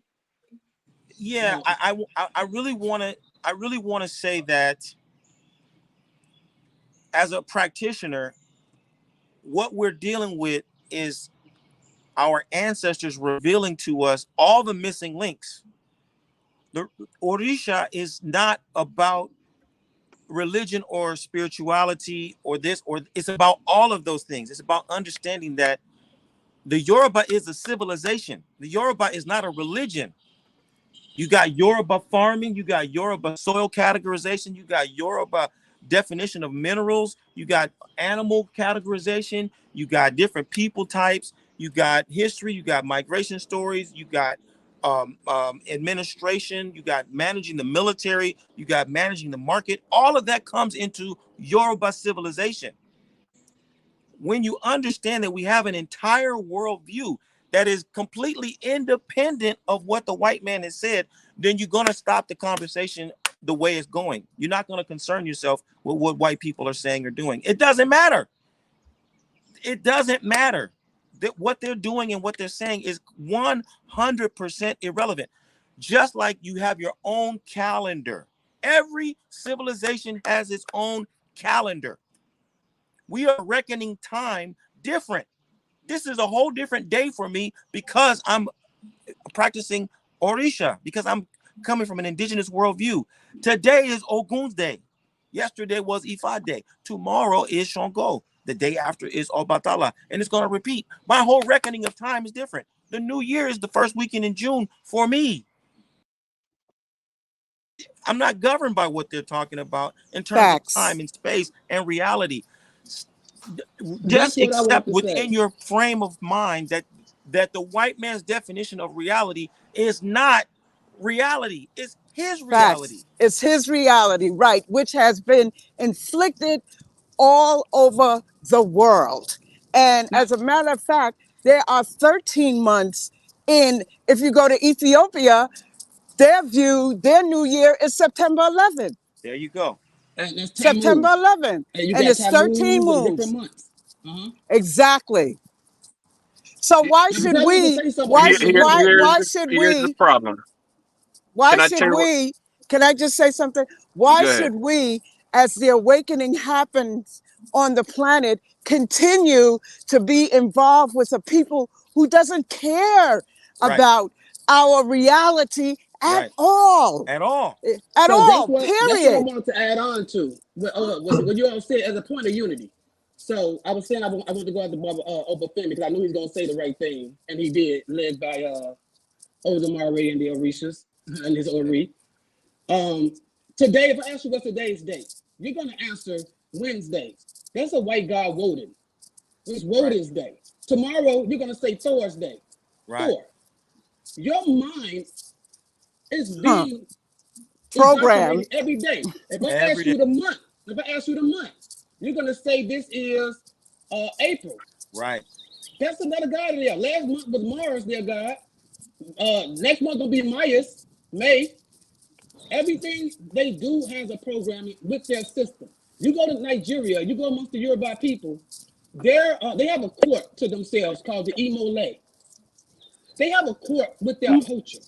If you come over here in America, actually, people that say they're under Yehuda have a court called the Bet Din. You can actually go to your Secretary of State, especially in California, and put in Bet Din, BETHDEEN, and see that they have their own court, their own banks. It's all connected, as Baba said. Yes. So every day, so I'm talking about continuity. So they said, what can Ishay, I'm going to just use Ishay for example, because one of you all asked in the point of unity, what can it do for us today? Well, we don't know how to have our babies properly today. We don't even know how to name our babies properly because we name them after them. That's one. Two, again, imagine getting a report of what may ail your child before they even become ill, and to have the diet to your child before and while they're growing. That's two. Health, crochets and Ogun, medicines that are not here, that they make, your pharmacists make medicines based off of what the traditions already had up. 3, 4, we don't know how to marry here. And this, we use that tradition to marry. You're taking down one knee like you're a Roman. You put a ring on a hand like a Roman. You're doing everything Roman. That is all Roman. Yes. But Ishay would give you 9 steps to marriage. Yes. 9 steps to sift out who you're marrying. It has an investigation component to it. It investigates the family behind it. It has a point where the women meet with the women. It has a point where the men, you almost online like you in a fraternity to even get married in that society. So if the family is the backbone of a nation, if the family builds the nation, it's the strongest thing and it's the most attached thing. We're in the Western countries where marriage and family and relationships are the most broken under that tradition in the world. But here you have African tradition that keeps a good 75 to 80% of marriage. Without Western meddling, it'll be in the 90 percentile again. Right. So you ask what can it do for us and what is it doing for us? You need 9 steps to get married. You need 9 steps. You need the steps of your childbirthing. You need the training to know how to cook, be a good husband, be a good wife that Ishay will give you in steps, in processes. You need it changed, and it is consistently changing my life to where I don't have to say the name of God.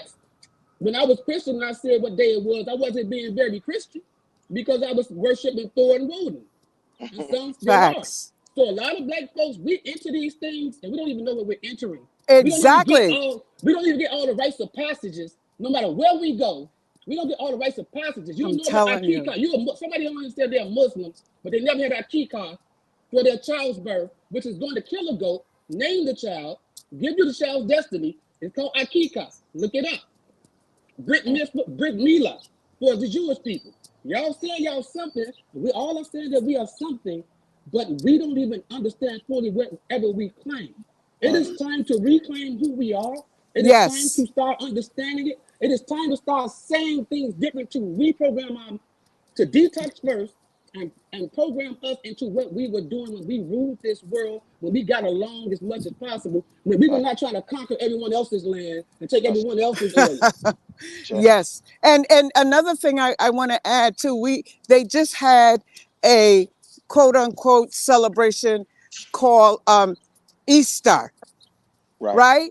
Now tell me, what does the Easter egg, the Easter bunny, the chicks, and everything have to do with the quote unquote so-called resurrection of the one that they call Yahashua the Christ. Okay, how about this? How about this? And I'm gonna be done. I'm gonna get out the way. How about this? This is my last part. We don't know how to bury our people. You said resurrection, right? So let's go Christianity route. Okay, Yeshua, what was buried on the third day? Yeah. So they say. I don't know. Okay, and then what? The next couple of days he had a transfiguration in the next couple of 40 days or so. Yeah. It's like 3 days, 5 days, 7 days. Baba Origunwa, Echo and Siku. How many days is that? 9 days. Okay, 9 days. But the third day, what? There's a reading. Yeah. You got the 9 days, and you have these celebration days 40 days later, possibly, in some lineages, right? Yes. So when you're reading the story of the resurrection, you're reading about what's called Eto, Eto-Isinku. Eto is Sinku. How come they give you an African story to a Roman? It's a reason why. Look, you need our culture back because you're Absolutely. you're reading about it, you're practicing it, but you don't have that point of unity. So I would just keep driving you to the points of unity. What is African about what you practice? People practice with Christmas trees. We have the palm tree. You're doing it. You're doing it already. Can I speak? I'll take a pause. Go ahead. Can I say who's Well, speaking? let the other lady speak. Then we'll pass it back to Obafemi. Go ahead. Yeah. This T-O. I call myself T-O. Anyway, I wanted to talk because I just first want to say that the Most High is real. I will always say that.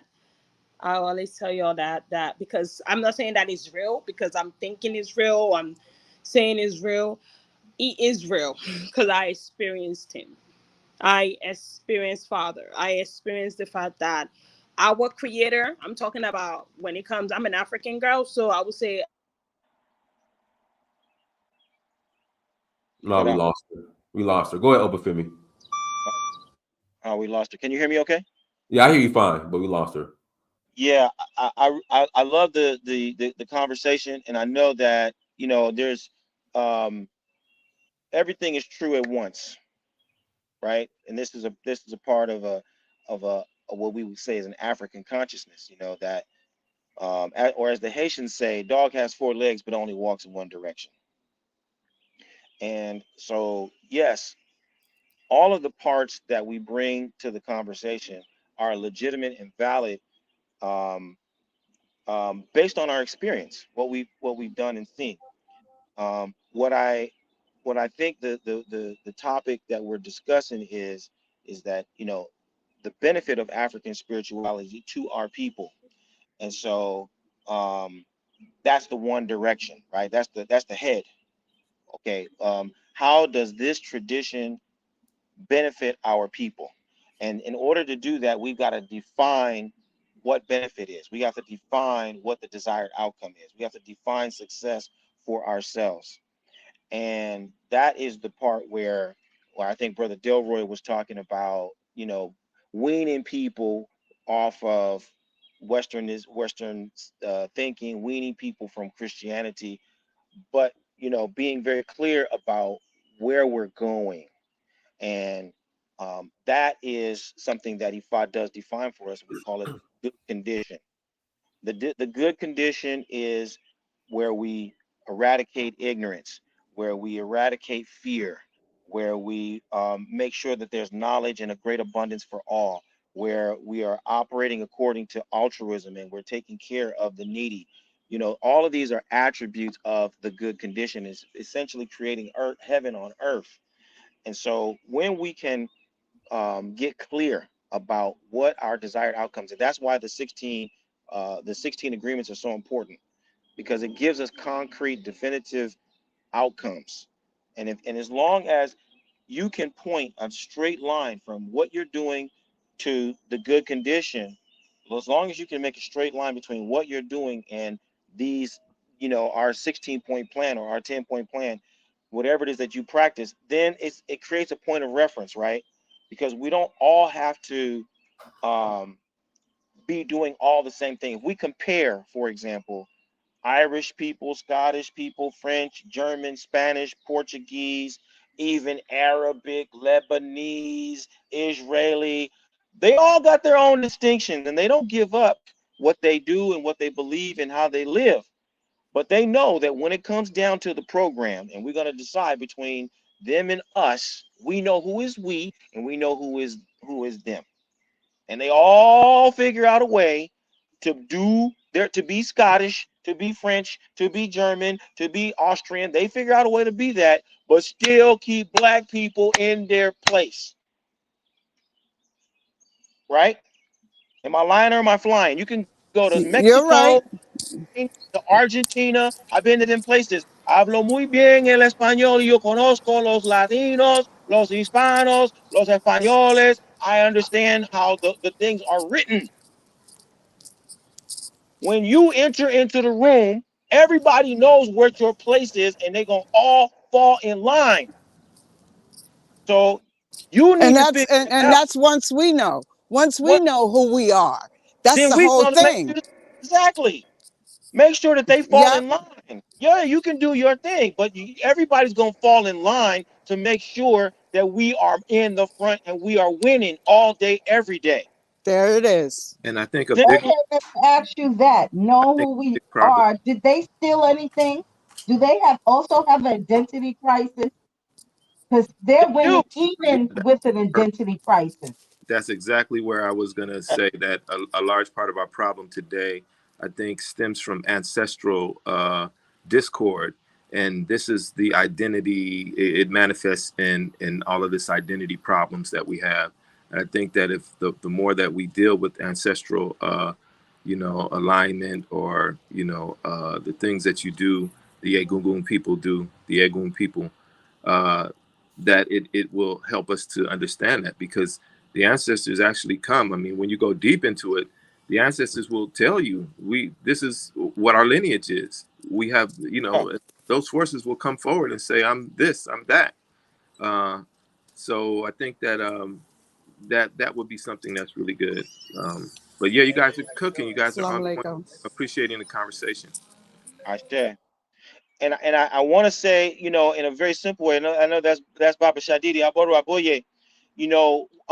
Baba Shadidi and we worked together in Oakland, doing art with children. But doing art with children sets the stage for you to understand what I'm saying.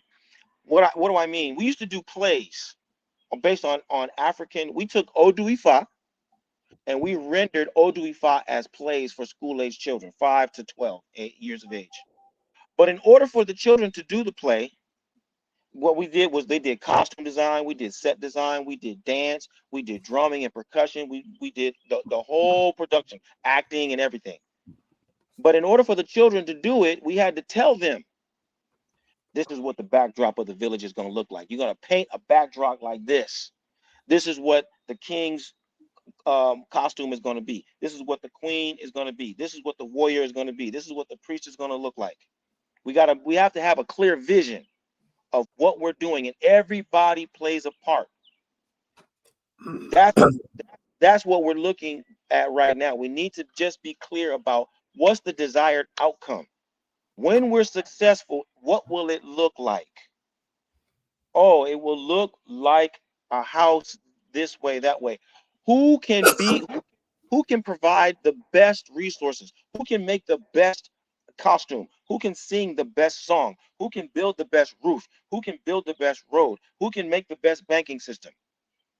As long as you are helping us to accomplish the desired outcome at the highest level, that's all I want to know. How are you going to help us win? Once we start thinking in terms of winning, all these other parts of the conversation are going to get put into their proper context. Black Jesus, white Jesus, if you worship this way, that way, is irrelevant. I'm telling you, stop thinking along those lines. Let that go. Are we winning or are we losing? Period. I want to win. I want to dominate. I want to make sure that when it all is said and done and we take the score, my team is number one. Period. Who wants to win? Let's win. On that note, Can I say Obafemi, something? Can I say something? Go ahead, Delroy. The sister that came off that got cut off is the perfect example that I was talking about. The Yorubas, the Igbos, the Fulanis, the Hausas, they either, for the main part, they're either Christians or Muslims. That's the reality. Even though they dress their culture, they speak their culture, and they even celebrate their culture. But the reality is they are Christians or Muslims. That's what it is. And it's But how to at least they're let me African finish, descendant please. Christians and African descendant Muslims. What my point exactly. So no, they're not African descendant Christians because the majority of them have a white Jesus, right? That they worship. And if you could just go on YouTube, look at the statues, look at the photos, they spread all over Nigeria, all over Africa. That's the reality. And that's what I was talking about, to wean them off that. That's what I'm talking about. Because me myself, I deal with spirituality and science. That's it. Nothing else. Okay, And I grew up in a church. I had to learn it the hard way. So that's the part that I'm saying. Those people, the majority of black people live in the matrix. Period. And you're not going to get them off. You're not going to get them off unless you wean them off. And if you try to get them off, if you try to rush to them, they will take you out. Let me dive in. Let me dive in because I love it, and I want to make the distinction. So I myself am an Ifa priest, and I practice the West African style, right? But I've been to Trinidad, where they practice what they call spiritual Baptists. Okay, other people call it revivalists. In Jamaica and other parts of the Caribbean, they call it revivalists. Other people got spiritual Baptists. But on the surface is Christianity. I did a full ceremony, deep 7-day ceremony, fasting and praying. No food. You just praying and you blindfolded, and it's extreme deprivation. Bring you right into contact with your spiritual consciousness. It's very deep. It was technically in a church. We technically used the Bible. They sang technically Christian songs, and they made technically Christian prayers. But nothing about what we did was Christian. Nothing. In Nigeria, they got a thing that's called the Cherubim and Cherubim. They got the Aladura, the Celestials. Same thing. On the surface, I'm a bishop and this, that, and the other. Okay, great. But when you get into what they do, ain't nothing Christian about it. But here's the thing that I want to drive home. Number one performing immigrant group in America is who? Nigerians. Yes, they Christians. Yes, they Muslims. On the surface. But when you get down to when they want to work some things, I done sat down with Christian pastors, Nigerian pastors. I'm not going to say the names. I sat down with them in the living room of their house and have them tell me how they can go and they can make a ritual with simple ingredients and go and touch the earth in the front yard of the house and bring in the spirit and bring in the people and bring in the money. He's a Yoruba. Ain't nothing Christian about what he's just told me. I listened to him tell me, That's not the reality on the ground, though. That might be a few people. That's not the reality. No. It is the reality, though. Nigerians, I know a lot of them. They are basic Christians. Right. Basic Christian. That's what they are. They are basic Muslim. That is a fact. That's the fact. Time out. Let me say two. Yes, on the surface, they are Christians. On the surface or under the surface, they are Christian. They worship white Jesus and Arab Muhammad. That's what they do. But as they do so, they are the number one landowners. They are doing the most commercial real estate. They are holding the biggest bank accounts.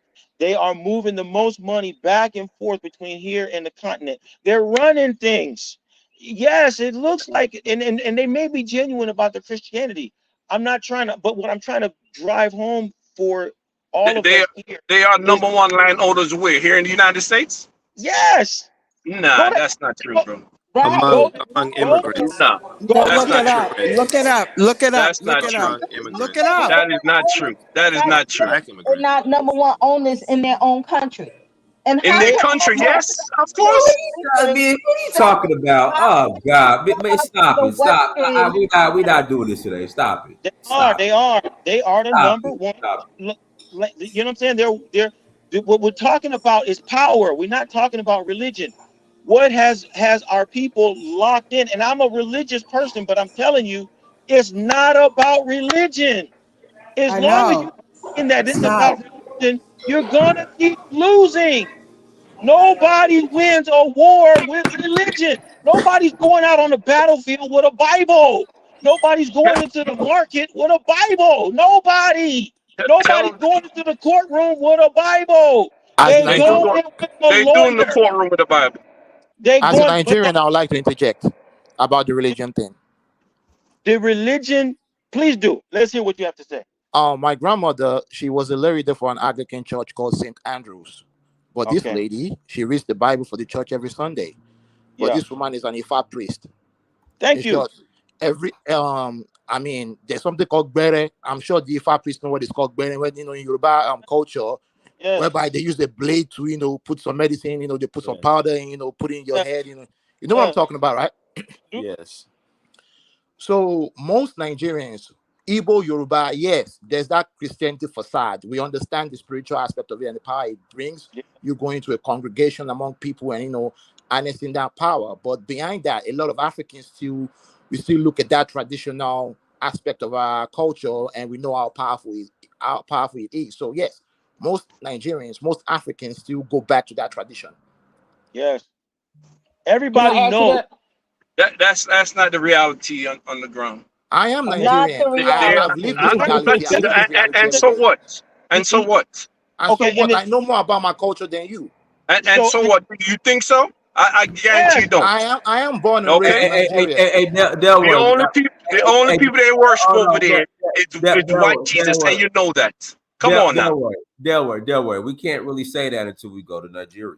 you gotta go. You gotta see the people. And on top of it all, at the end of the day, what I want to just couple it with is go look at the index of money and power and influence in the United States and see what the Nigerians are doing. It's religion is only part of it. You're never going to go onto a battlefield with a Bible and win a war.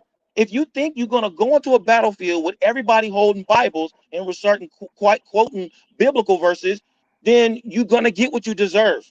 I think the problem here is So that are they winning the war are the Africans winning the war on the continent? no. Can I interject again? It's starting. I'm I asking you that. The well, yeah, I think Nigerians it's are in starting. tribal war. Oh, hold on. Go ahead and answer.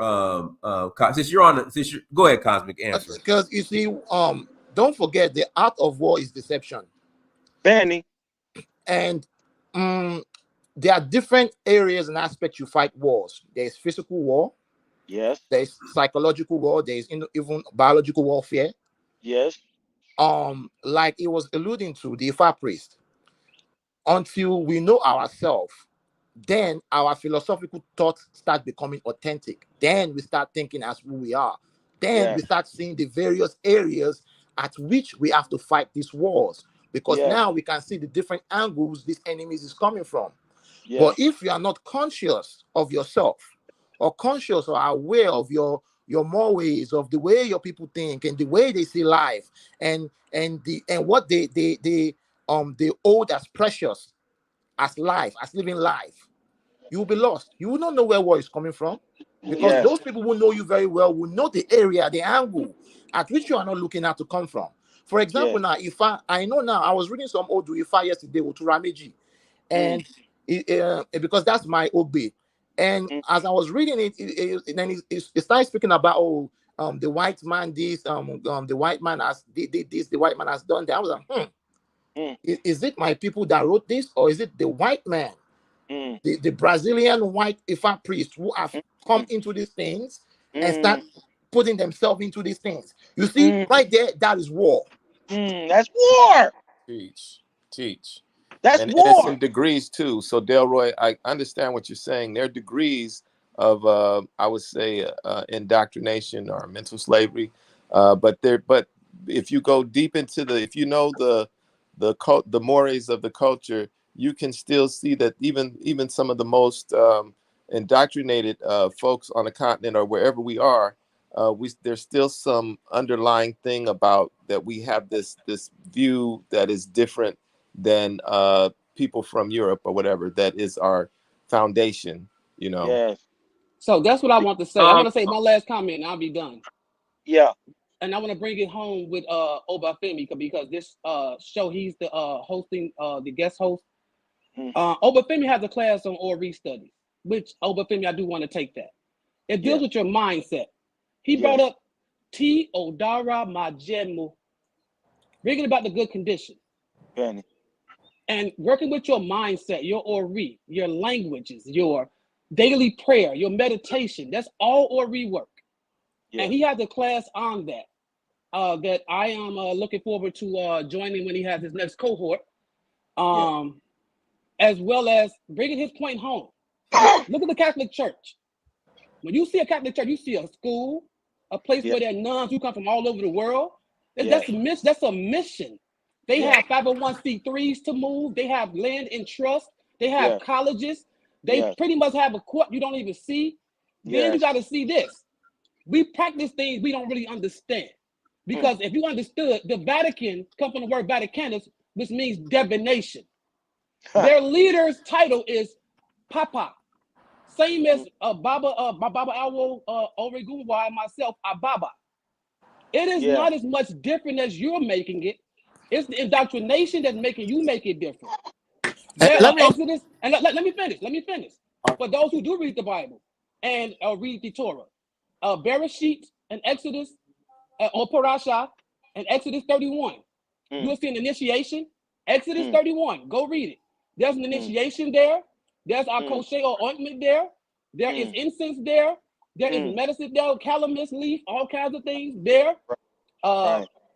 It's right there. It's been right there in your face the whole time. And I just try to speak to y'all on points of unity because I've practiced different things. And what brought it home was Isheshe, because he gave me a system. And with having a system, you have a criteria. You have a criteria to vote. You have a criteria to raise your children. You have a criteria to marriage. We're missing our criteria to empower us. What Obafemi is doing with opening a school, and let's say he has a 501c3, he can give you a trust to cover your land. He can give you, he can be the person, he can get everything, because I have some of these things. We can get everything the Catholic Church has, even the police force.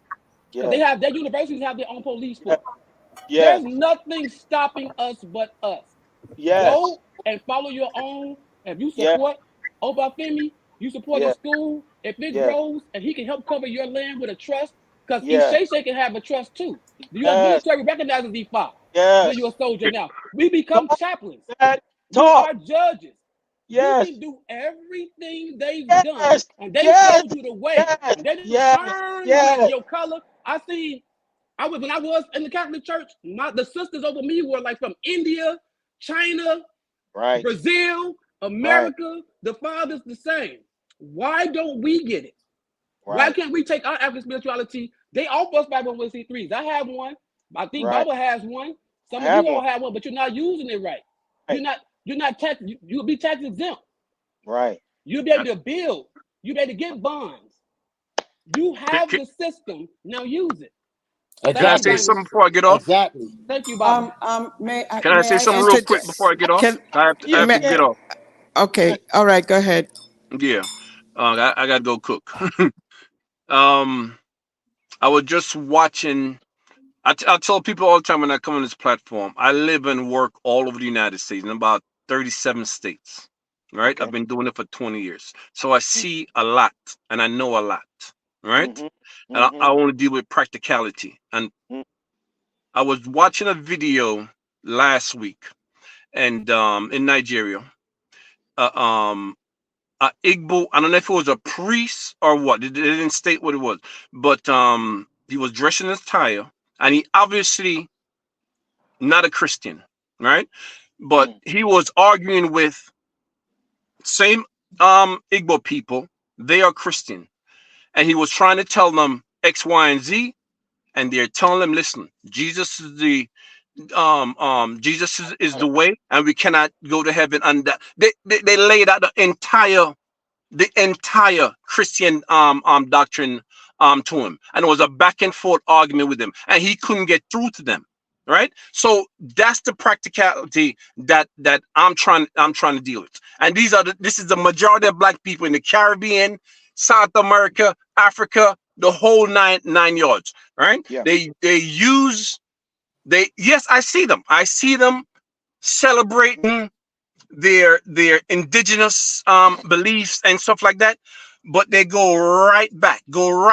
And another thing I want to say, African Americans use Christianity to free themselves. They did early on, they did, but they stray away from that. They use it. I don't care what you want to do. If you use whatever you have, like what you said, brother, to empower yourself, that is my problem. That's my main problem with it. There was a brother, he died now. He was a preacher, Reverend Youngblood in New York, right? The reason why I adored him so much, he used his power as a minister to develop his community around him. So that area in Brooklyn, most of the people that around, they own houses, right? They got into business and so forth and so on. That's what I'm saying. If you use it to benefit yourself. In Nigeria, I'm gonna use Nigeria for example. I love Nigeria. My DNA say most of my ancestors came from Nigeria, right? Yeah. But they don't use, whether it's their Ifa or whatever, Christianity or Islam, to benefit their country, right?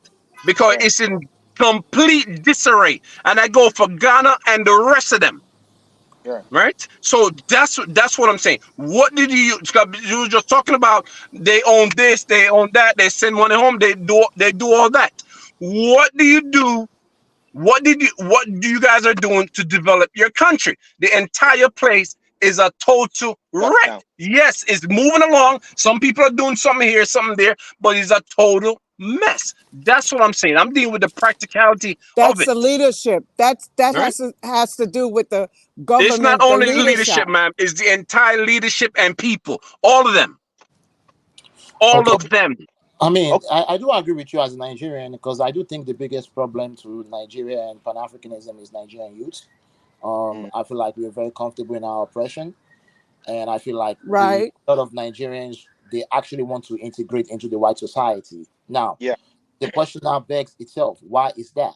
Honestly, if you look at the country like China and Korea, and you wonder why they don't let other outsiders influence their like, for example, if you're in Korea, you can have access to Google, you can have access to some Hollywood movies. You see, that is the reason why they do things like that.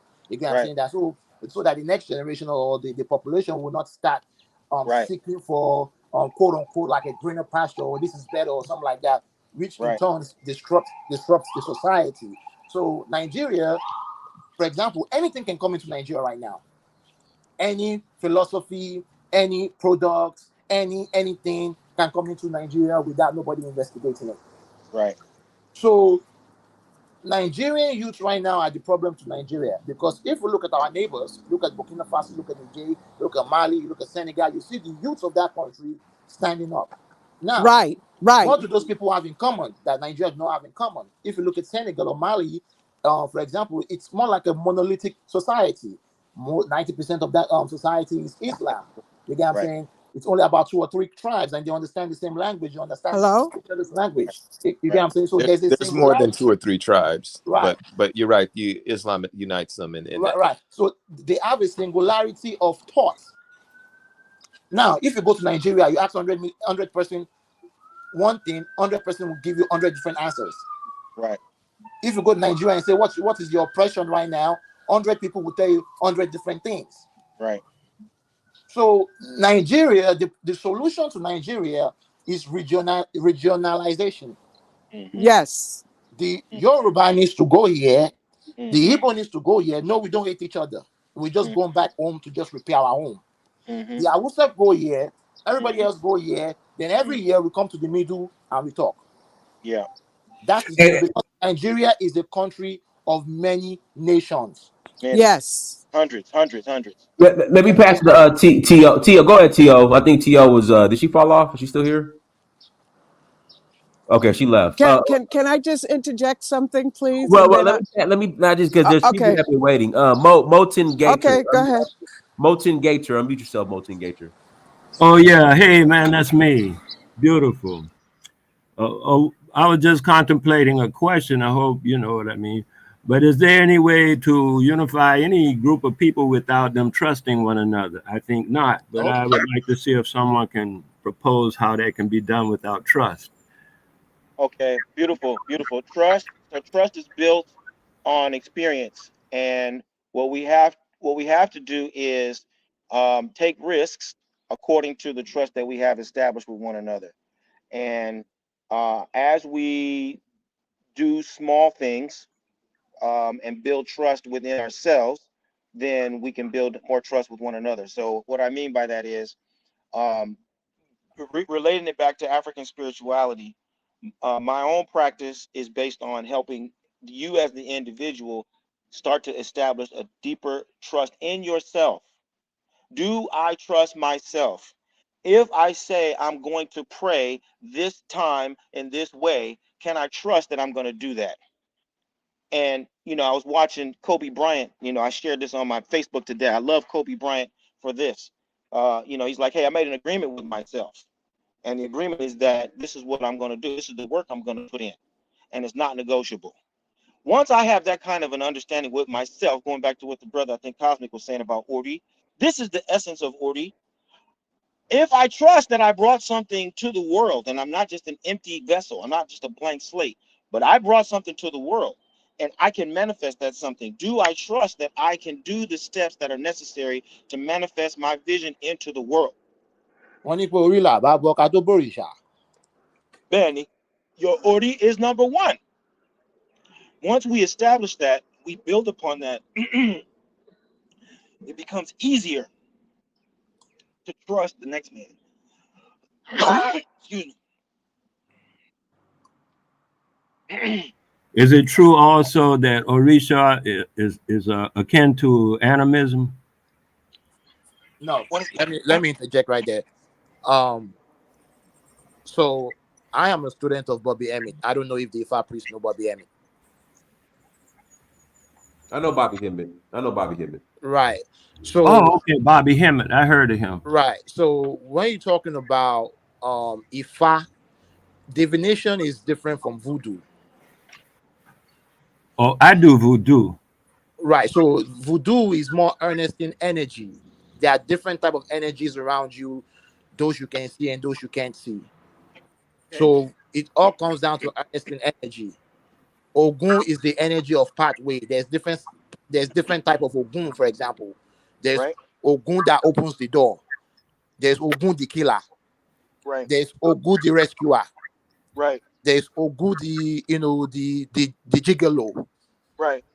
So which energy are you trying to earnest? So do you have the formula? Alchemy. You see, that's where he's going back to. You see, when you see things your own way, you don't have to be pronouncing it another man's way. So when you're talking about alchemy, that's what alchemy is. Benny. Alchemy. Yes. Yeah. No, I said animism, not alchemy. No. Because it's what you're trying to do is biochemistry. It's a little bit of biochemistry.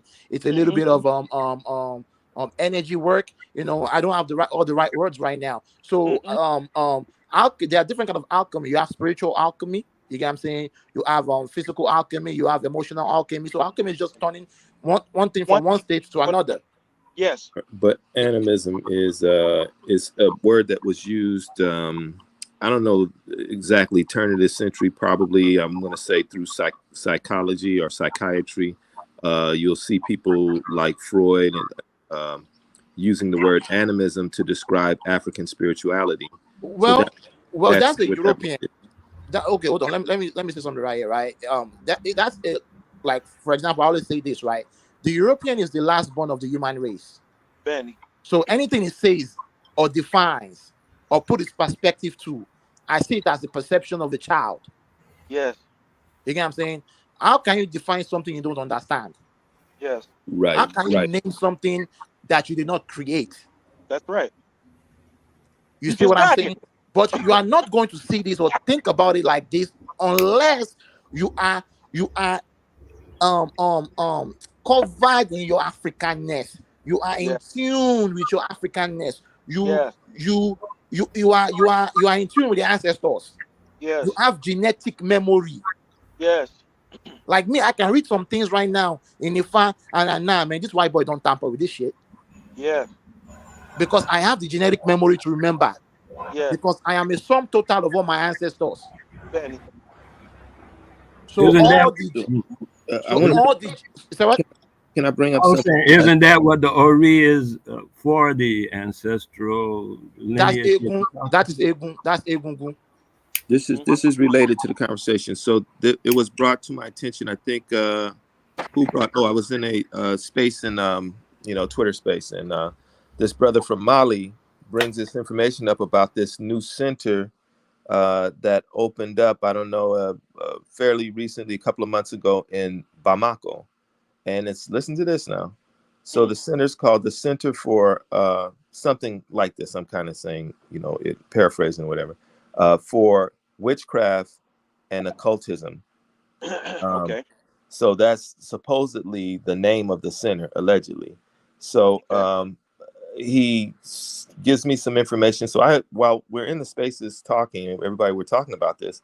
I start, kind of researching it and seeing if I can put it up on YouTube. I Googled it, and it comes up, but it comes up, and it's doesn't give much information. It just says that these leaders from all over Africa came over, spiritual leaders came over to inaugurate this 4 or 5 story building that they've dedicated, that funds was given toward that, and it alleged that the funds came from the government for Assimi Goita, but in actuality, it appears that if it truly is happening, that it's coming from these leaders that came, or individuals from all over, put money together to build this facility that's going to teach traditional African spirituality.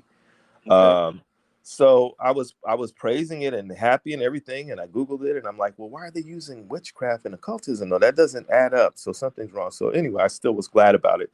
I did a space on it myself, right? And so the young brother who brought the information up the day before, people were questioning, is it really real? Brother from Ghana saying, I don't know if this is real. This looks like some fake news.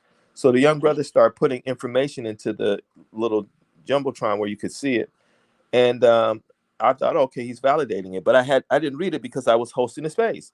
So the next day I read the information, and it's talking about African spirituality, but then it's bringing up stuff like human sacrifice and money rituals and healing and herbs, and so it's mixing in some things that don't quite fit at all with Yeah. things that are good. So it's kind of mixing in this good and this stereotypical stuff that they talk about. So anyway, I'm bringing that up because for me, fake information, this kind of changed the direction a little bit, but it could be propaganda. It could be some truth to it, but we're still looking to see if anybody's heard anything about it, because the ramifications is if the government is supporting and other regions are supporting this, and it really is about the tradition, and it's showing that this mostly predominantly Muslim society is there's elements that are now promoting the African tradition in a large way, and that's a good thing. So, cousin, isn't witchcraft called Ajay? Yes. Ajay is like that's culturally accepted in Orisha. but Ajay. it's different when you use the word witchcraft or devil, or the connotation does set the whole tone, and it can even give it a different whole vibe to it. When you use these European words to describe this phenomena in our cultures, it does kind of what it's it just gives it a whole different vibe when you use witchcraft instead of I mean. Who is that? An Ifa priest talking? Because I can't tell. The pictures are so little. I can't tell who's talking. Is that an Ifa priest talking? Yeah. Who am I talking? Who's talking now? Who are you? I'm Wale, the motivator. I just wanted to ask you one final question, since I did want to speak to the Ifa guy for just a half a second. Okay, that would be Obafemi. Okay, then I'll wait. Thank you. I'll wait. Let me say, yeah, your question about animism and what the brother gave you the response about alchemy, and then the conversation moving into the use of different terminology is all answering that same question, which is animism is one European, let's say that's the anthropologist. The anthropologist gives us the word of animism. If you go to someone like a Jungian psychologist, Carl Jung will give us, alchemy, right? And then so on and so forth. And someone else will give us neurochemistry or biology. All of these are different sciences, disciplines that the Europeans have teased out. But if you was to go to India, they will be talking about different sutras. Yes. Right? And mantras. And different mantras. So we're just trying to approximate this phenomena called reality and this experience that we're having. And it all matters. I'm coming back to the Haitians. Dog has 4 legs, but it only walks in one direction. The most important thing is that you understand what the direction is. The direction has to be the restoration of the African mind. That we are coming back to the original thought. Well, how did we see this in the beginning? How did we see this before we came in contact with this or that? And what is our goal based on our original impulse? If we presume that we are a people that are free and independent and whole and intact, that's our baseline. That's who we have always been since the beginning of time. All these other things have come in, and we're bringing all these other factors in to contemplate them, but we have never stopped being the people who we were in the very beginning. There's something also called genetic memory. Don't forget. That's right. So when we get to a point, right? When we get to a point, we're going to also start having our own projects, like projects, genetic memory. Okay, let's go back let's find somebody that we can tap our genetics and go back 100 years, 200 back years, 400 years, 500 years. Let's see what our ancestors were doing. Let's go bring those information back here. But because we are not in our original state, we can't see anything. It's just like when I talk about Africans. Africans have gold, silver right in front of them, but because of their education, they don't even know it's gold or silver. Exactly. They can't even recognize that I got wealth right in front of me right there. It's right there, right in front of you. That's millions of dollars. Millions. But because you have been miseducated. That was why Karaji Wilson wrote that book, Miseducation. Miseducation of the Negro. You have been miseducated, so you misinterpret. Yes. The Europeans like to define things because he sees himself as God. And that's the reason why he gave himself the image of God. Because that's the reason why he likes to define things. Okay, because he thinks he is God. Yeah. The guy was asking a lot of questions earlier with the white hat and the blue looking sweater. He asked several questions in a row, and I just wondered, was that just rhetoric, or you actually want to know the answer to those questions? The questions that I asked before? Yes. Yes, I would love to. If you have answers to those questions, I would love to hear them. Yes, I do, actually. The answer what question was that? Tell him your questions, man. I'm sorry. You want me to ask the questions again? Yeah. So the question, well, honestly, I don't remember all the questions. The answer to the question will culminate. What about the question, man? The question he asked about the question. Right. I spoke about the answer. I said, did you want to answer to that question? But you said yes, and he said, well, what was the question? I'm saying, please repeat it so he can hear it. Right, and I don't remember all of the questions. Or you can just say the ones you remember. Or remind us what the questions are. Right. What are the questions that you're talking about? Is it Brother Wale? Yeah, the questions you had just asked, I thought those were actual questions on your mind, because sometimes people ask, and a rash of questions like that is just rhetoric.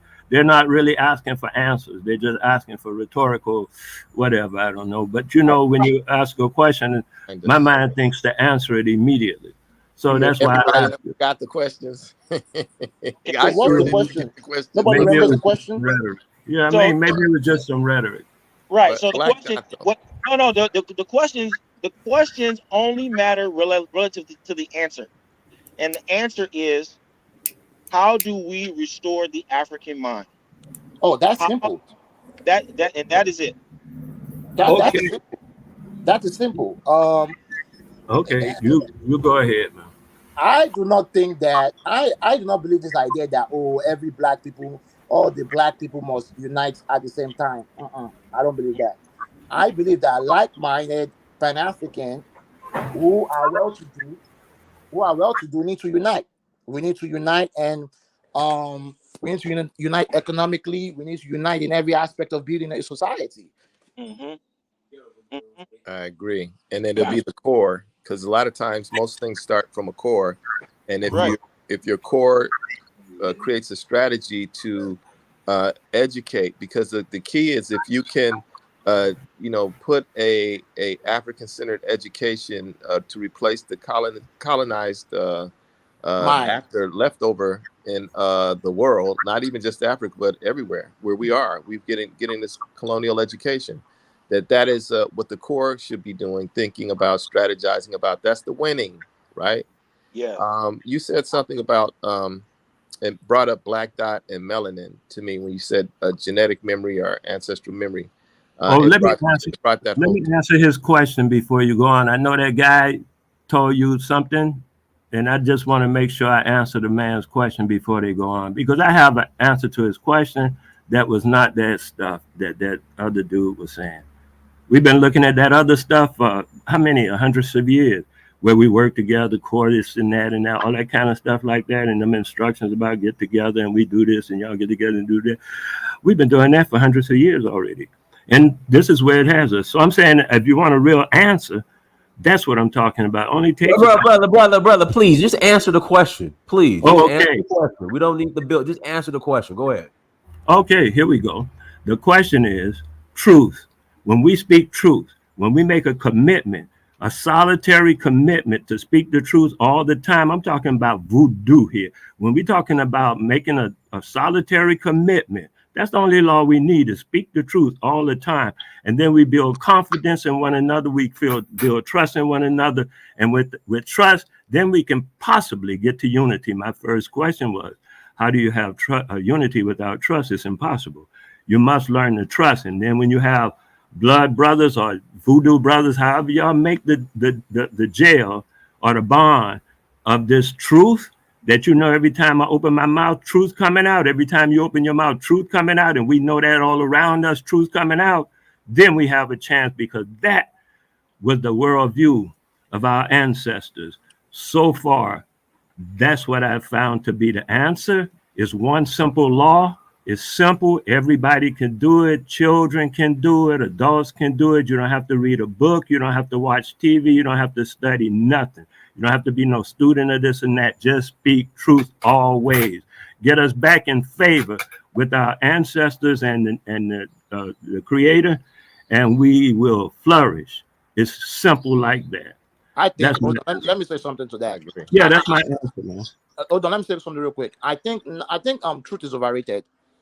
I think nobody tells the truth all the time, irregardless of whatever. I think what we need to do is find common interest. We need to build a common interest.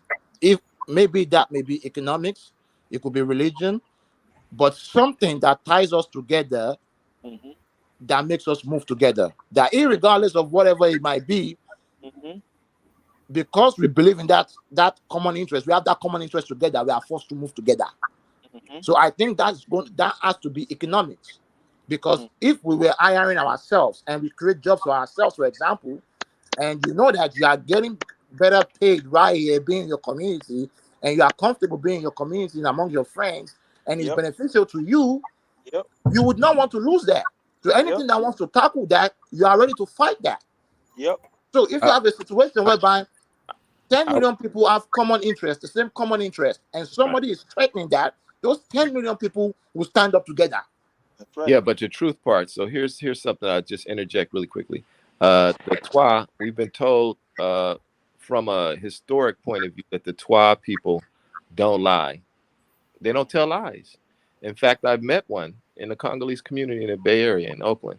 I've met one, and I was told before I met this person who was around, who started hanging around the community, that they don't lie, those Twa people. Now this was also confirmed through some of the historic stuff that Professor Obafemi has been talking about on his YouTube about the Twa, that they had egalitarian societies. Men and women made decisions on in every aspect of life, men and women equally, and that they don't tell lies. This is the truth, and I think that if we look at speaking of ancestors and culture, if we look at that culture, those people, those Khoisan and Twa peoples, if we look at them, we have a good model in a lot of ways in terms of how we win in society today, because they're still around, and they were the foundation of the Kush civilizations, 10,000 years ago. Those were the people that built those civilizations, and they said, we're tired of this shit. They went back to the forest, into the desert. They built those societies. They taught other people, they taught other Niger Congo groups how to grow food, how to grow crops. Those were the people. Those are the first Homo sapiens. So anyway, I'll land right there. Beautiful. All right, we'll go ahead and start closing out. Obafemi, Baba Obafemi, anything you want to share in closing? Well, I want to give thanks to all the brilliance of the brothers and sisters who have shared their wisdom, their insights, their perspectives and experiences. I want to give thanks to you, Brother Dynast, for holding down such a formidable platform and bringing together so many bright minds, and making space for us to share and learn from one another. Okay. I pray that your order will continue to elevate you and protect you, that your ancestors will continue to guide you, you will continue to accomplish great things of your destiny and of our community. Um, and I am thankful to Baba Ogun. Today belongs to Ogun Lakayo Sinimole. I give thanks for Ogun for encouraging all of us to be open and forthright with our experience and our perspectives. Ogun is the one who is the indispensable one. Ogun is the one who walks with two machetes. The Yoruba tell us that the road is always open to the man who holds a machete. Ogun has two machetes. He used one to open the road and one to clear the land. And so I pray that Ogun will continue to instill in each and every one of us the will and the desire to open up pathways to growth, to open up pathways to prosperity, to open up pathways to development, to open up pathways to expansion, that Ogun will continue to inspire within us the desire to win, because Ogun is the warrior, and no warrior goes onto the battlefield with the intention to lose. So I pray that Ogun will instill within each and every one of us the desire to win, to conquer, to expand, to dominate, to overwhelm our adversaries, to conquer our opponents, to eliminate all obstacles, and to transcend all limitations that we have imposed upon ourselves, as well as those that may have been imposed upon us from the outside world. I pray that Ogun will instill within us a vision to clear land, to open up expanses for us to plant crops, to open up land for us to build educational institutions, to open up land to build banks, to open up land to build markets, to open up land to build courthouses, to establish for ourselves great civilizations that will be viable not only in our time, but in the time of our children and of our children's children.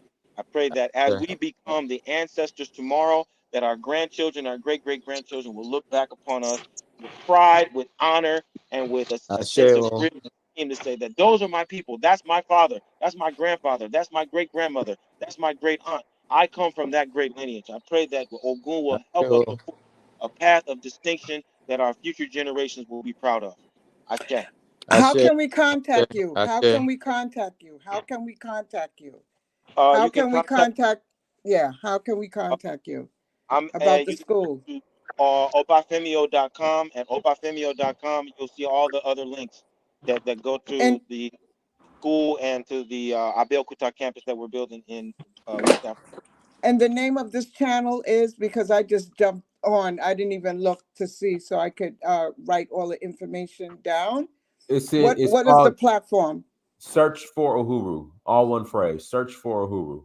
It's search for Uhuru. Search Yes, for search Uhuru. for Uhuru. All one phrase. Search for Uhuru. UHURU.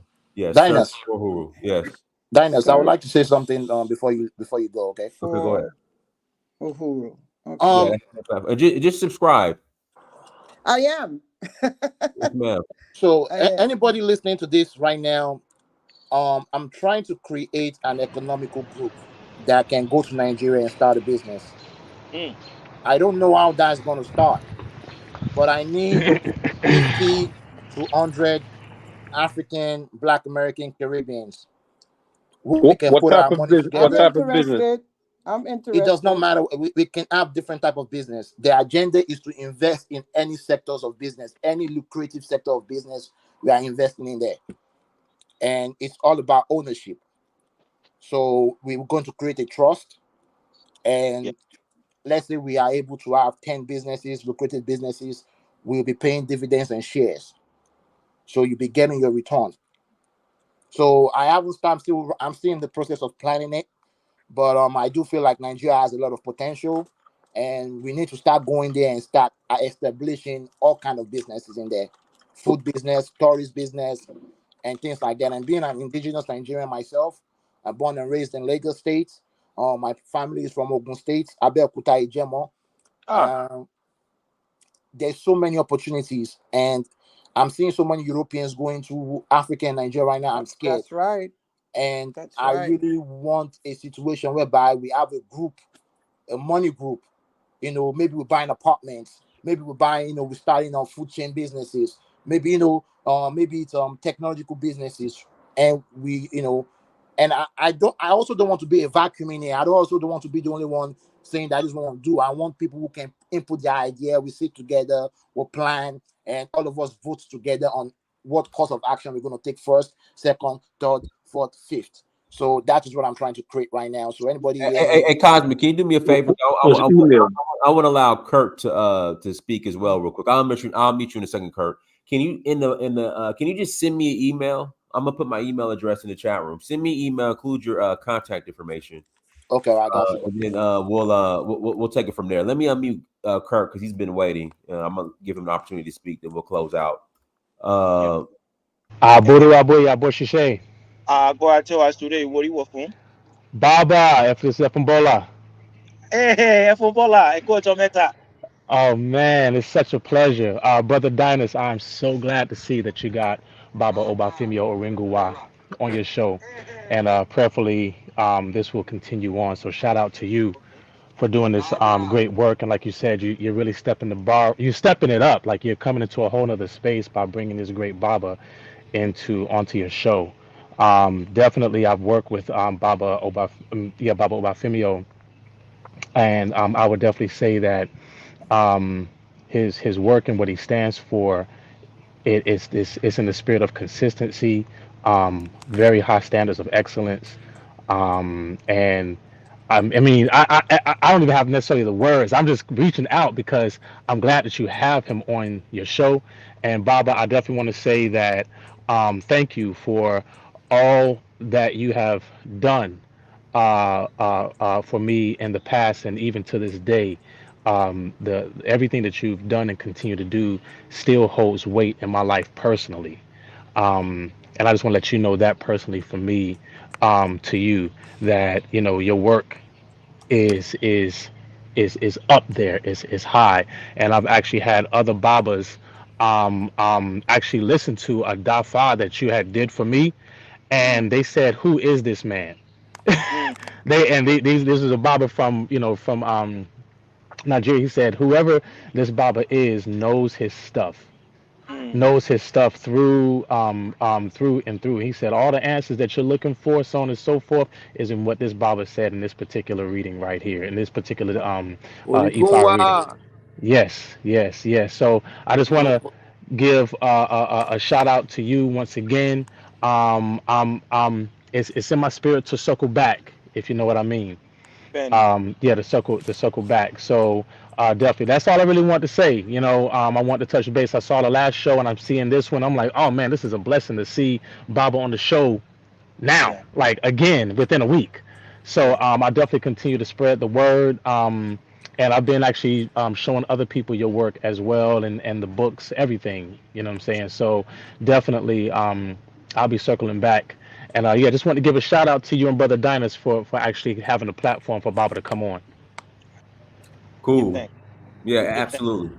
Hey, everyone, thank you so much for joining. Like, share, subscribe. Until next time, family, Dynasty Mirror, search for Huru. Peace. Thank you, Peace. Peace. Nice. Peace.